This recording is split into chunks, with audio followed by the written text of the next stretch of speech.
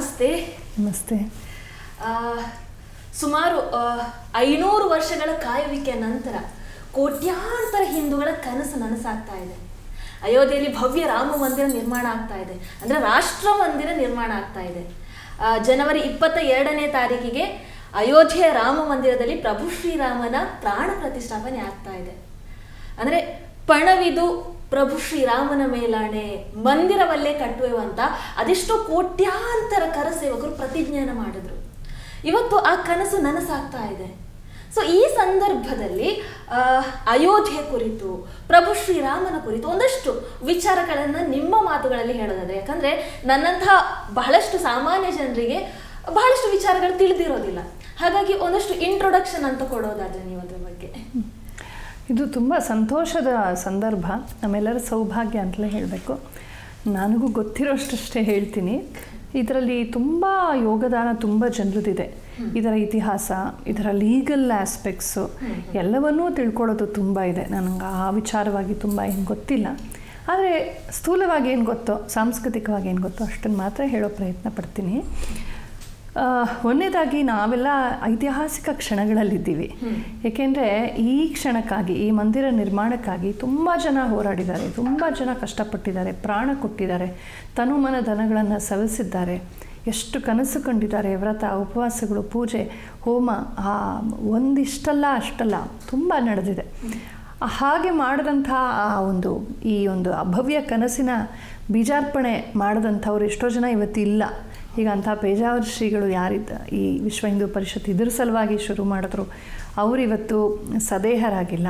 ಹಾಗೆ ತುಂಬ ಜನ ಅಶೋಕ್ ಸಿಂಘಲ್ ಇರ್ಬೋದು, ಅವ್ರು ಹಾಗಿರುವಾಗ ಅಂದರೆ ಎಷ್ಟೋ ಜನ ಇದಕ್ಕಾಗಿ ಶ್ರಮಿಸಿದ್ದಾರೆ. ಅಂಥದ್ರಲ್ಲಿ ನಾವದನ್ನು ನೋಡ್ತಾ ಇದ್ದೀವಿ. ಸೊ ಅಜ್ಜ ನೆಟ್ಟಿದ ಮಾವಿನ ಮರದ ಫಲವನ್ನು ಮೊಮ್ಮಗ ತಿಂತಾನೆ ಅನ್ನೋ ಹಾಗೆ ಇದು ಈ ಹೋರಾಟ ರಾಮ ಮಂದಿರ ಧ್ವಂಸವಾದ ಕ್ಷಣದಿಂದಲೂ ನಡೀತಾ ಇದೆ. ಇದೇ ನಿನ್ನೆ ಮೊನ್ನೆ ಶುರುವಾಗಿತ್ತು ಅಂತ ಡೇಟ್ ಮಾಡೋದು ಕಷ್ಟ. ಅದು ಫಾರ್ಮಲ್ ಆಗಿ ಒಂದು ಡೇಟ್ ಕೊಡ್ಬೋದು. ಅಂದರೆ ಈ ನಾಡಿನಲ್ಲಿ ಎಂದಿನಿಂದಲೂ ಕೂಡ ಆಕ್ರಮಣಕಾರರು ಬಂದಾಗ ನಮ್ಮ ನರನಾರಿಯರು ಸುಮ್ಮನೆ ಕೂತಿಲ್ಲ. ಒಂದು ತಪ್ಪು ಕಲ್ಪನೆ ಇದೆ. ಈ ಇತಿಹಾಸ ಬರೆದವರು ಆಚೆಯವರಾದ್ರಿಂದ, ಅದನ್ನು ಮುಂದುವರಿಸಿರೋದು ವಾಮಪಂಥೀಯರಾದ್ರಿಂದ, ಅದನ್ನು ಈ ರಾಜಕೀಯ ಹಿತಾಸಕ್ತಿಗಳು ಅಪೀಸ್ಮೆಂಟ್ ಮಾಡುವಂಥವ್ರು ಮುಂದುವರಿಸ್ತಾ ಇರೋದ್ರಿಂದ ನಮಗೆ ಆ ಭ್ರಾಂತಿ ಹುಟ್ಟಿದೆ. ಏನು ಅಂತಂದರೆ, ಆಚೆಯಿಂದ ಆಕ್ರಮಣಕಾರ ಬಂದುಬಿಟ್ರು, ಸೀದಾ ನುಗ್ಗಿಬಿಟ್ರು, ನಮ್ಮೆಲ್ಲ ಸಾಯಿಸ್ಬಿಟ್ರು, ನಮ್ಮನ್ನು ಆಳೋಕ್ಕೆ ಶುರು ಮಾಡಿಬಿಟ್ರು ಅಂತ. ಏನು ಬಾಗಿಲು ತೆಕ್ಕೊಂಡಿಲ್ಲ, ರೈಲ್ವೆ ಪ್ಲ್ಯಾಟ್ಫಾರ್ಮ್ ಥರ ಇತ್ತಾ ನಮ್ಮ ದೇಶ? ಹಾಗಲ್ಲ, ಅದು ಖಂಡಿತ ಹಾಗಲ್ಲ. ನಿಜ ಹೇಳಬೇಕು ಅಂದರೆ, ಈ ಆಕ್ರಮಣಕಾರರು ಮಧ್ಯಪ್ರಾಚ್ಯದಿಂದ ಹೊರಟಂಥವ್ರು ಇರ್ಬೋದು, ಯುರೋಪಿಂದ ಹೊರಟಂಥವ್ರು ಇರ್ಬೋದು, ಮೊಘಲರು, ಪಠಾಣರು, ಬೇರೆ ಬೇರೆ ಬಗೆಯ ಇವರು ಬಹಮನಿಗಳು ಇತ್ಯಾದಿ ಇರ್ಬೋದು, ಅಥವಾ ಆ ಕಡೆ ಡಚ್ಚರು, ಪೋರ್ಚುಗೀಸು, ಫ್ರೆಂಚು, ಬ್ರಿಟಿಷಸ್ಸು, ಇವ್ರು ಯಾರೂ ಕೂಡ ಜಗತ್ತಿನ ಯಾವುದೇ ಭಾಗಕ್ಕೆ ಹೋದರೂ 10 ವರ್ಷದಲ್ಲಿ, 50 ವರ್ಷದಲ್ಲಿ, ಅಬ್ಬಬ್ಬ ಅಂದರೆ 100 ವರ್ಷದಲ್ಲಿ, ಹೀಗೆಲ್ಲ ಆ ಇಡೀ ಜನಾಂಗವನ್ನೇ ಸರ್ವನಾಶ ಮಾಡಿ, ಮತಾಂತರ ಮಾಡಿ, ಸಂಪೂರ್ಣ ಅವ್ರು ಏನಾಗಿದ್ರೋ ಇವತ್ತು ಅದು ಅದೇ ಅಲ್ವೇ ಅಲ್ಲ. ಅವರ ಮೂಲ ಧರ್ಮ ಗೊತ್ತಿಲ್ಲ, ಮತ ಗೊತ್ತಿಲ್ಲ, ಪಥ ಸಿದ್ಧಾಂತ ಗೊತ್ತಿಲ್ಲ, ವೇಷಭೂಷ ಗೊತ್ತಿಲ್ಲ, ಭಾಷೆ ಗೊತ್ತಿಲ್ಲ, ಸಾಹಿತ್ಯ ಗೊತ್ತಿಲ್ಲ. ಆ ರೀತಿ ಅವರ ಅಸ್ಮಿತೆಯನ್ನು ಅಳಿಸಿ ಹಾಕಿದ್ದಾರೆ. ಇವರ ಮತಗಳನ್ನು ಅವ್ರ ಮೇಲೆ ಹೇರಿದ್ದಾರೆ. ಈಗ ಅಮೇರಿಕದಲ್ಲಿ ನಾವು ನೋಡೋದು ಯುರೋಪಿನ ಒಂದು ಡಾಮಿನೆಂಟ್ ಇಂಪೋಸಿಷನ್ ಅಷ್ಟೇ, ಮೂಲ ಅಮೇರಿಕದ ಕಲ್ಚರ್ ಅಲ್ಲ. ಹಾಗೆ ಆಸ್ಟ್ರೇಲಿಯಾದಲ್ಲಿ, ಹಾಗೆ ಸೌತ್ ಆಫ್ರಿಕಾದಲ್ಲಿ, ಹಾಗೆ ಇಡೀ ಯುರೋಪಲ್ಲಿ ಗ್ರೀಕ್ ಮೂಲ ಏನಿತ್ತು ಗೊತ್ತಿಲ್ಲ. ಇಟ್ಸ್ ಇನ್ ದ ಮ್ಯೂಸಿಯಮ್ಸ್ ಇವತ್ತು ಮೂಲ ಗ್ರೀಕ್ ಕಲ್ಚರ್. ಅವ್ರದ್ದೇ ಪುರಾಣ, ಅವ್ರದ್ದೇ ದೇವತೆಗಳು, ಉಪಾಸನಾ ಪದ್ಧತಿ ಎಲ್ಲ, ಅಂದರೆ ಎಲ್ಲ ಟೋಟಲಿ ಕಲನೈಸ್ ಆಗೋಗಿದ್ದಾರೆ. ಮತ್ತು ನಮ್ಮ ಭಾರತದ ಬಹುಭೂಭಾಗ ಅಫ್ಘಾನಿಸ್ತಾನ್, ಪಾಕಿಸ್ತಾನ್, ಈ ಕಡೆ ಬಾಂಗ್ಲಾದೇಶ್, ಪಾಕಿಸ್ತಾನ್ ಇವಾಗ ಮುರ್ಕೊಂಡು ಹೋಗಿದ್ದು, ಅಲ್ಲೆಲ್ಲ ಅವರು ಬಂದಾಗ ತುಂಬ ಹೋರಾಡಿದ್ದಾರೆ ನಮ್ಮ ಜನ. ನಮ್ಮ ನರನಾರಿಯರು ಒಂದು ದಿನವೂ ಸುಮ್ಮನೆ ಕೂತಿಲ್ಲ, ತುಂಬ ಅಪೋಸಿಷನ್ ಕೊಟ್ಟಿದ್ದಾರೆ. ಯಾವುದನ್ನು ದಶಕಗಳಲ್ಲಿ ಅಥವಾ ಹಬ್ಬಬ್ಬ ಅಂದರೆ 1-2 ಶತಮಾನಗಳಲ್ಲಿ ಬೇರೆ ಕಡೆ ಸಾಧಿಸಿದ್ರು ಕಲನೈಸೇಷನ್, ಸಂಪೂರ್ಣವಾಗಿ ಒಂದು ಜನಾಂಗವನ್ನೇ ಕಬಳಿಸುವಂಥದ್ದು, ಅದನ್ನು ನಮ್ಮಲ್ಲಿ ಮಾಡೋಕ್ಕಾಗಿಲ್ಲ ಅವ್ರಿಗೆ.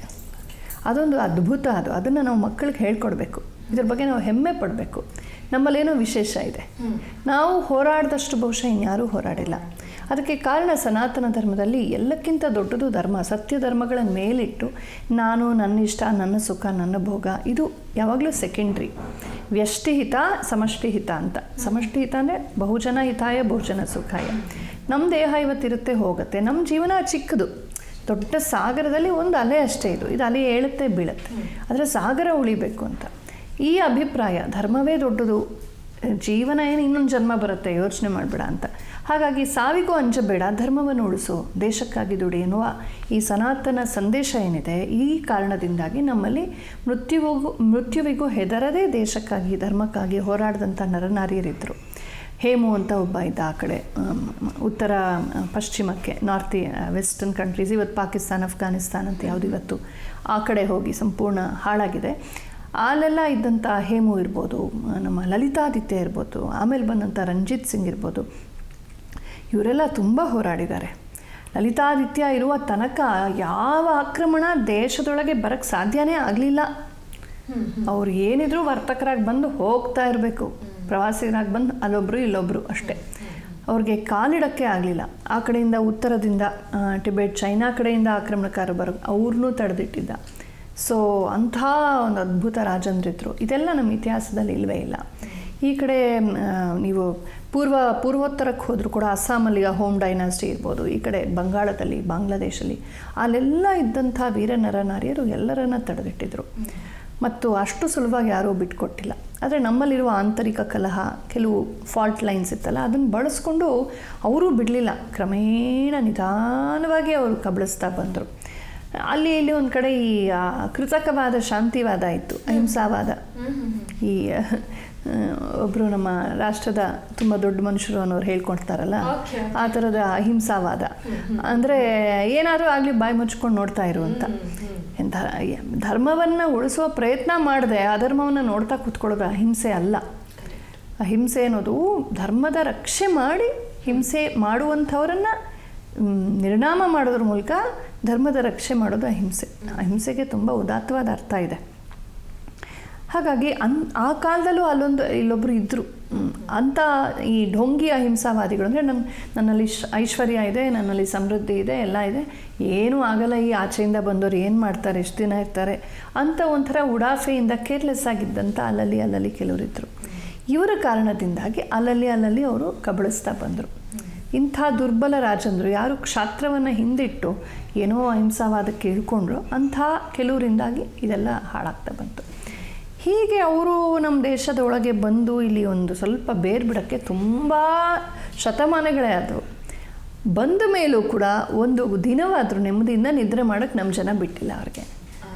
ಅದು ಮುಘಲ್ರಾಗಲಿ, ಪಠಾಣ್ರಾಗಲಿ, ಬಹಮನೀಸ್ ಆಗಲಿ, ಆ ಕಡೆ ಫ್ರೆಂಚರಾಗಲಿ, ಡಚ್ಚರಾಗಲಿ, ಪೋರ್ಚುಗೀಸ್ ಆಗಲಿ, ಬ್ರಿಟಿಷರ್ಸ್ ಆಗಲಿ, ಅವ್ರು ಎಷ್ಟೇ ನಮ್ಮನ್ನು ಮೋಸ ಮಾಡಿ, ಕಬಳಿಸಿ, ಆಳಿ, ಶೋಷಿಸಿ, ದಮನ ಮಾಡಿ, ತುಳಿದು ಏನು ಮಾಡಿದ್ರು ಕೂಡ ಹೋರಾಟ ಮಾತ್ರ ನಿಲ್ಸೋಕ್ಕಾಗಲಿಲ್ಲ ಅವ್ರಿಗೆ. ಮಾಸ್ ಸ್ವಲ್ಪ ಹೆದರ್ಕೊಂಡಿದ್ದಿರ್ಬೋದು, ಅಲ್ಲಿ ಸಹಜವೇ ಅದು, ಜನಸಾಮಾನ್ಯ. ಆದರೆ ತನ್ನ ಮಧ್ಯೆ ಹೀರೋಗಳಿದ್ದೇ ಇರ್ತಾರೆ. ಮಹಾವೀರ ನರನಾರಿಯರಿದ್ದೇ ಇದ್ರು. ಝಾನ್ಸಿ ರಾಣಿ ಹೆಂಗೆ ಚಳ್ಳೆ ಹಣ್ಣು ತಿನ್ಸಿದ್ಲು. ಸೊ ತುಂಬ ಜನ ಆ ಥರ ಇದ್ದರು ನಮ್ಮಲ್ಲಿ. ಹಾಗಾಗಿ ಕಾಶಿ ವಿಶ್ವನಾಥದ ಗುಡಿ ಧ್ವಂಸವಾದಾಗಲೂ ಅಷ್ಟೇ, ಮಥುರಾ ಧ್ವಂಸವಾದಾಗಲೂ ಅಷ್ಟೇ, ಈ ಅಯೋಧ್ಯೆ ರಾಮ ಮಂದಿರ ಧ್ವಂಸವಾದಾಗಲೂ ಅಷ್ಟೇ, ಧ್ವಂಸವಾಗೋದಕ್ಕೂ ತುಂಬ ಕಷ್ಟ ಆಯಿತು. ಅವ್ರೇನು ಹಿಂಗೆ ಬಂದು ನೇರ ಹಾಳು ಮಾಡೋಕ್ಕಾಗಲಿಲ್ಲ. 100,000 ಜನ ಕೋಟೆ ಥರ ನಿಂತು ತಮ್ಮ ಪ್ರಾಣ ಕೊಟ್ಟಿದ್ದಾರೆ. ಎಷ್ಟೋ ಜನರ ರಕ್ತದ ಮೇಲೆ ಈ ನಿರ್ಣಾಮದ ಕೆಲಸ ಮಾಡಿದ್ದು ಅವರು. ಕೊನೆಗೂ ಎಷ್ಟು ಅದ್ಭುತವಾದ ದೇವಾಲಯಗಳನ್ನು ಕಟ್ಟಿದ್ರು ನಮ್ಮಲ್ಲಿ ಅಂದರೆ ಎಲ್ಲ ಕಲ್ಲಿನ ಭಾಳ ಗಟ್ಟಿ. ಒಂದೊಂದು ಗೋಡೆ ನಿಮಗೆ ಒಂದು 16 ಇಂಚು ಹಾಗೆಲ್ಲ ಇರುತ್ತೆ. ನೀವು ತುಂಬ ಹಳೆ ಗುಡಿಗಳು ನೋಡಬೇಕು. ಪುರಿ ಜಗನ್ನಾಥ್ ಒಂದು ಸಲ ಹೋಗಿ ನೋಡಿ. ಅದನ್ನು ಧ್ವಂಸ ಮಾಡೋಕ್ಕೆ ಇವತ್ತಿನ ಬಾಂಬ್ಗಳಿಗೂ ಕಷ್ಟ. ಅಂಥ ಒಂದು ಗೋಡೆಗಳು, ತುಂಬ ಭವ್ಯವಾದ, ತುಂಬ ಸುರಕ್ಷಿತವಾದ ಕೋಟೆ ಥರ ದೇವಸ್ಥಾನಗಳು ಕಟ್ತಿದ್ರು. ಆ ಆಕ್ರಮಣಕಾರರಿಗೂ ಸಾಕಾಗಿ ಕೊನೆಗೆ ಸುಟ್ಟಾಕಿ ಬರೀ ಗೋಪುರವನ್ನು ಕೆಡವಿ, ವಿಮಾನವನ್ನು ಕೆಡವಿ, ಅದ್ರ ಮೇಲೆ ಇವ್ರು ಗುಂಬಸ್ ಹಾಕ್ತಿದ್ರು. ಹಾಗಾಗಿ ಇವತ್ತು ನೀವು ಕಾಶಿಗೆ ಹೋದರೂ ಎಲ್ಲಿ ಹೋದರೂ ಬರೀ ನಮ್ಮ ದೇವತೆಗಳಿರುವ ಗೋಡೆಗಳು ಕಾಣಿಸುತ್ತೆ. ನಂದಿ ಇದೆ, ಎಷ್ಟು ಅಂತ ಮಾಡ್ತಾರೆ, ಅವ್ರಿಗೂ ಕೈಕಾಲು ಬಿದ್ದೋಗಿರಬೇಕು. ಇಷ್ಟು ಹೋರಾಟ ಅಂದಿನಿಂದಲೂ ನಡೆದಿದೆ, ಆಮೇಲೂ ಕೂಡ ನಡೆದಿದೆ. ಅದನ್ನು ನನಗೆಲ್ಲ ಸ್ಟ್ಯಾಟಿಸ್ಟಿಕ್ಸ್ ಬಾಯಲ್ಲಿಲ್ಲ, ಬಟ್ ಎಲ್ಲ ಸಿಕ್ಕತ್ತೆ ಸಾಕಷ್ಟು. ಇವಾಗ ಸುಮಾರು ಜನ ಒಳ್ಳೊಳ್ಳೆ ನುರಿತಂಥ ಇವರು ಹಿಸ್ಟೋರಿಯನ್ಸು ಮತ್ತು ಇತಿಹಾಸ ತಜ್ಞರು ಮತ್ತು ಈ ಲಾಯರ್ಸು ವಕೀಲರು ಅದನ್ನೆಲ್ಲ ಹಾಕ್ತಾ ಇದ್ದಾರೆ, ಓಪನ್ ಆಗಿ ಎಲ್ಲ ಕಡೆ ಈಗ ಪ್ರಕಟಪಡಿಸ್ತಾ ಇದ್ದಾರೆ. ಸ್ವಲ್ಪ ಮಾಹಿತಿ ನಮಗೂ ಎಲ್ಲ ತಲುಪ್ತಾ ಇದೆ. ಆದರೆ ಯಾವುದು ಅಥೆಂಟಿಕ್ಕು ಅಲ್ಲ ಅಂತ ನೋಡ್ಕೋಬೇಕಷ್ಟೆ. ಈ ಥರ ತುಂಬ ಹೋರಾಟಗಳು ನಡೆದಿವೆ. ಲೀಗಲ್ ಆಗಿ ಹೋರಾಟ ನಡೆದಿದೆ. ಸಾಧುಗಳು, ಸನ್ಯಾಸಿಗಳು, ಯಾತ್ರಾರ್ಥಿಗಳು ಸೇರಿ ಮಾಡಿದ್ದಾರೆ.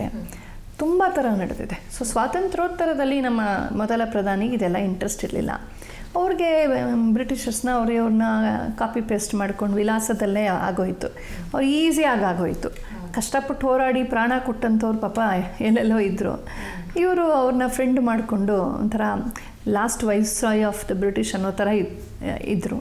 ಹಾಗಾಗಿ ಅವರು ಇದಕ್ಕೆಲ್ಲ ಇಂಪಾರ್ಟೆನ್ಸ್ ಕೊಡಲಿಲ್ಲ. ಈ ದೇಶದ ಧರ್ಮ ಸಂಸ್ಕೃತಿಗಳ ಪುನರುಜ್ಜೀವನ ನನ್ನ ಕರ್ತವ್ಯ ಅಂತ ಅವ್ರಿಗೆ ಅನ್ನಿಸ್ಲೇ ಇಲ್ಲ. ಎಲ್ಲ ಹೋದರೆ ಹೋಗಲಿ, ಎಲ್ಲ ಆಚೆಯಿಂದ ಬಂದಿದ್ದೆ ಚೆನ್ನಾಗಿದೆ ಅನ್ನುವ ಹಿ ವಾಸ್ ಟೋಟ್ಲಿ ಕಲನೈಸ್ಡ್. ಅದು ಡೌಟೇ ಇಲ್ಲ ಅದ್ರ ಬಗ್ಗೆ. ಇವ್ರು ಟೆಕ್ಸ್ಟ್ ಬುಕ್ಕಲ್ಲಿ ಸುಮ್ಮನೆ ಗ್ಲೋರಿಫೈ ಮಾಡಿದ್ರೆ ಸತ್ಯ ಏನು ಮುಚ್ಚಲ್ಪಡೋದಿಲ್ಲ. ಈ ಕಾರಣದಿಂದ ಏನಾಯಿತು, ಸ್ವಾತಂತ್ರ್ಯೋತ್ತರದಲ್ಲೂ ಕೂಡ ಈ ಒಂದು ಹೋರಾಟಕ್ಕೆ ಸರ್ಕಾರದಿಂದ ಪುಷ್ಟಿ ಸಿಕ್ಕಲಿಲ್ಲ, ಆದರೆ ಜನ ಬಿಡಲಿಲ್ಲ. ಈಗ ಏನಾಗಿದೆ ಅಂದರೆ, ಈಗ ಸರ್ಕಾರ ಇರಲಿ ಬಿಡಲಿ ಅದು ಇರೆಲೆವೆಂಟ್ ನಮಗೆ. ಜನ ಹೋರಾಟಕ್ಕೆ ನಿಂತು ಬಿಡ್ತಾರೆ. ಜನರ ಬೆಂಬಲ, ಜನರ ಒಂದು ಆಶಯ ಎಷ್ಟು ಪ್ರಬಲವಾಗಿರುತ್ತೆ ಅಂದರೆ ಸರ್ಕಾರ ಸ್ಪಂದಿಸಬೇಕಾಗಿರುತ್ತೆ. ಹೀಗಾಗಿ ನಮ್ಮಲ್ಲಿ ಒಂಥರ ಅದೊಂಥರ ನಮ್ಮನ್ನು ಟಫ್ ಮಾಡಿದೆ.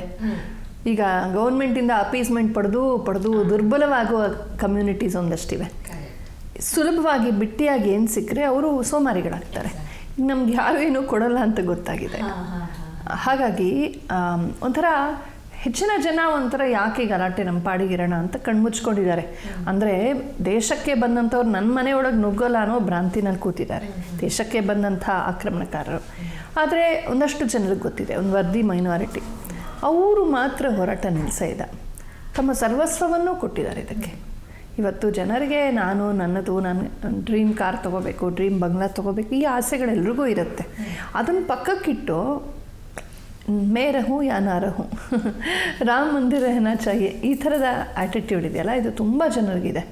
ಇಷ್ಟು ಮೆಕಾಲೆ ಎಜುಕೇಷನಲ್ಲಿ ನಮಗೆ ತಲೆ ಕೆಡಿಸಿ, ನಮಗೆ ಮಾಲ್ ಕಲ್ಚರು, ಭೋಗವಾದ, ಫೆಮಿನಿಸಮು, ವೋಕಿಸಮು, ಲೆಫ್ಟಿಸಮು ಇದನ್ನೆಲ್ಲ ತುಂಬಿ ನಮ್ಮ ದೇಶ ಧರ್ಮಗಳ ಬಗ್ಗೆ, ನಮ್ಮ ರಾಮಕೃಷ್ಣರ ಬಗ್ಗೆ ಕೆಟ್ಟ ಮಾತುಗಳು ಹೇಳಿ ಡಿಸ್ಟಾರ್ಟ್ ಮಾಡಿ, ಗೊಂದಲ ಹುಟ್ಟಿಸಿ, ಅಪನಂಬಿಕೆ ಹುಟ್ಟಿಸಿ, ಎಷ್ಟೆಲ್ಲ ಪ್ರಕ್ಷುಬ್ಧತೆಯನ್ನು, ಬಗ್ಗಡವನ್ನು ನಮ್ಮಲ್ಲಿ ಮಾಡಿದರೂ ಕೂಡ ಈ ಮಧ್ಯೆ ಕೂಡ ಇದಿಷ್ಟು ಬಗ್ಗಡಗಳ, ಇಷ್ಟು ಒಂದು ದುಷ್ಪ್ರಭಾವಗಳ ಮಧ್ಯೆ ಕೂಡ ಇದನ್ನು ನಿವಾರಿಸಿಕೊಂಡು ಸೋಪಜ್ಞವಾಗಿ ಸ್ವತಂತ್ರವಾಗಿ ಸತ್ಯವನ್ನು ತಿಳ್ಕೊಳ್ಳೋ ಮನಸ್ಸಿರುವಂಥ ಒಂದು ಧೀರ ವೀರ ವಿಚಾರವಂತರು ಇದ್ದೇ ಇದ್ದಾರೆ. ಅವ್ರಿಗೇನೂ ಸಿಕ್ಕೋದಿಲ್ಲ ಈ ಥರದ ಹೋರಾಟದಿಂದ. ಅವ್ರಿಗೆ ಸಿಕ್ಕೋದು ಏನು ಅಂದರೆ ಮೆಟೀರಿಯಲಿ, ಲೌಕಿಕವಾಗಿ ಏನೂ ಸಿಕ್ಕೋದಿಲ್ಲ.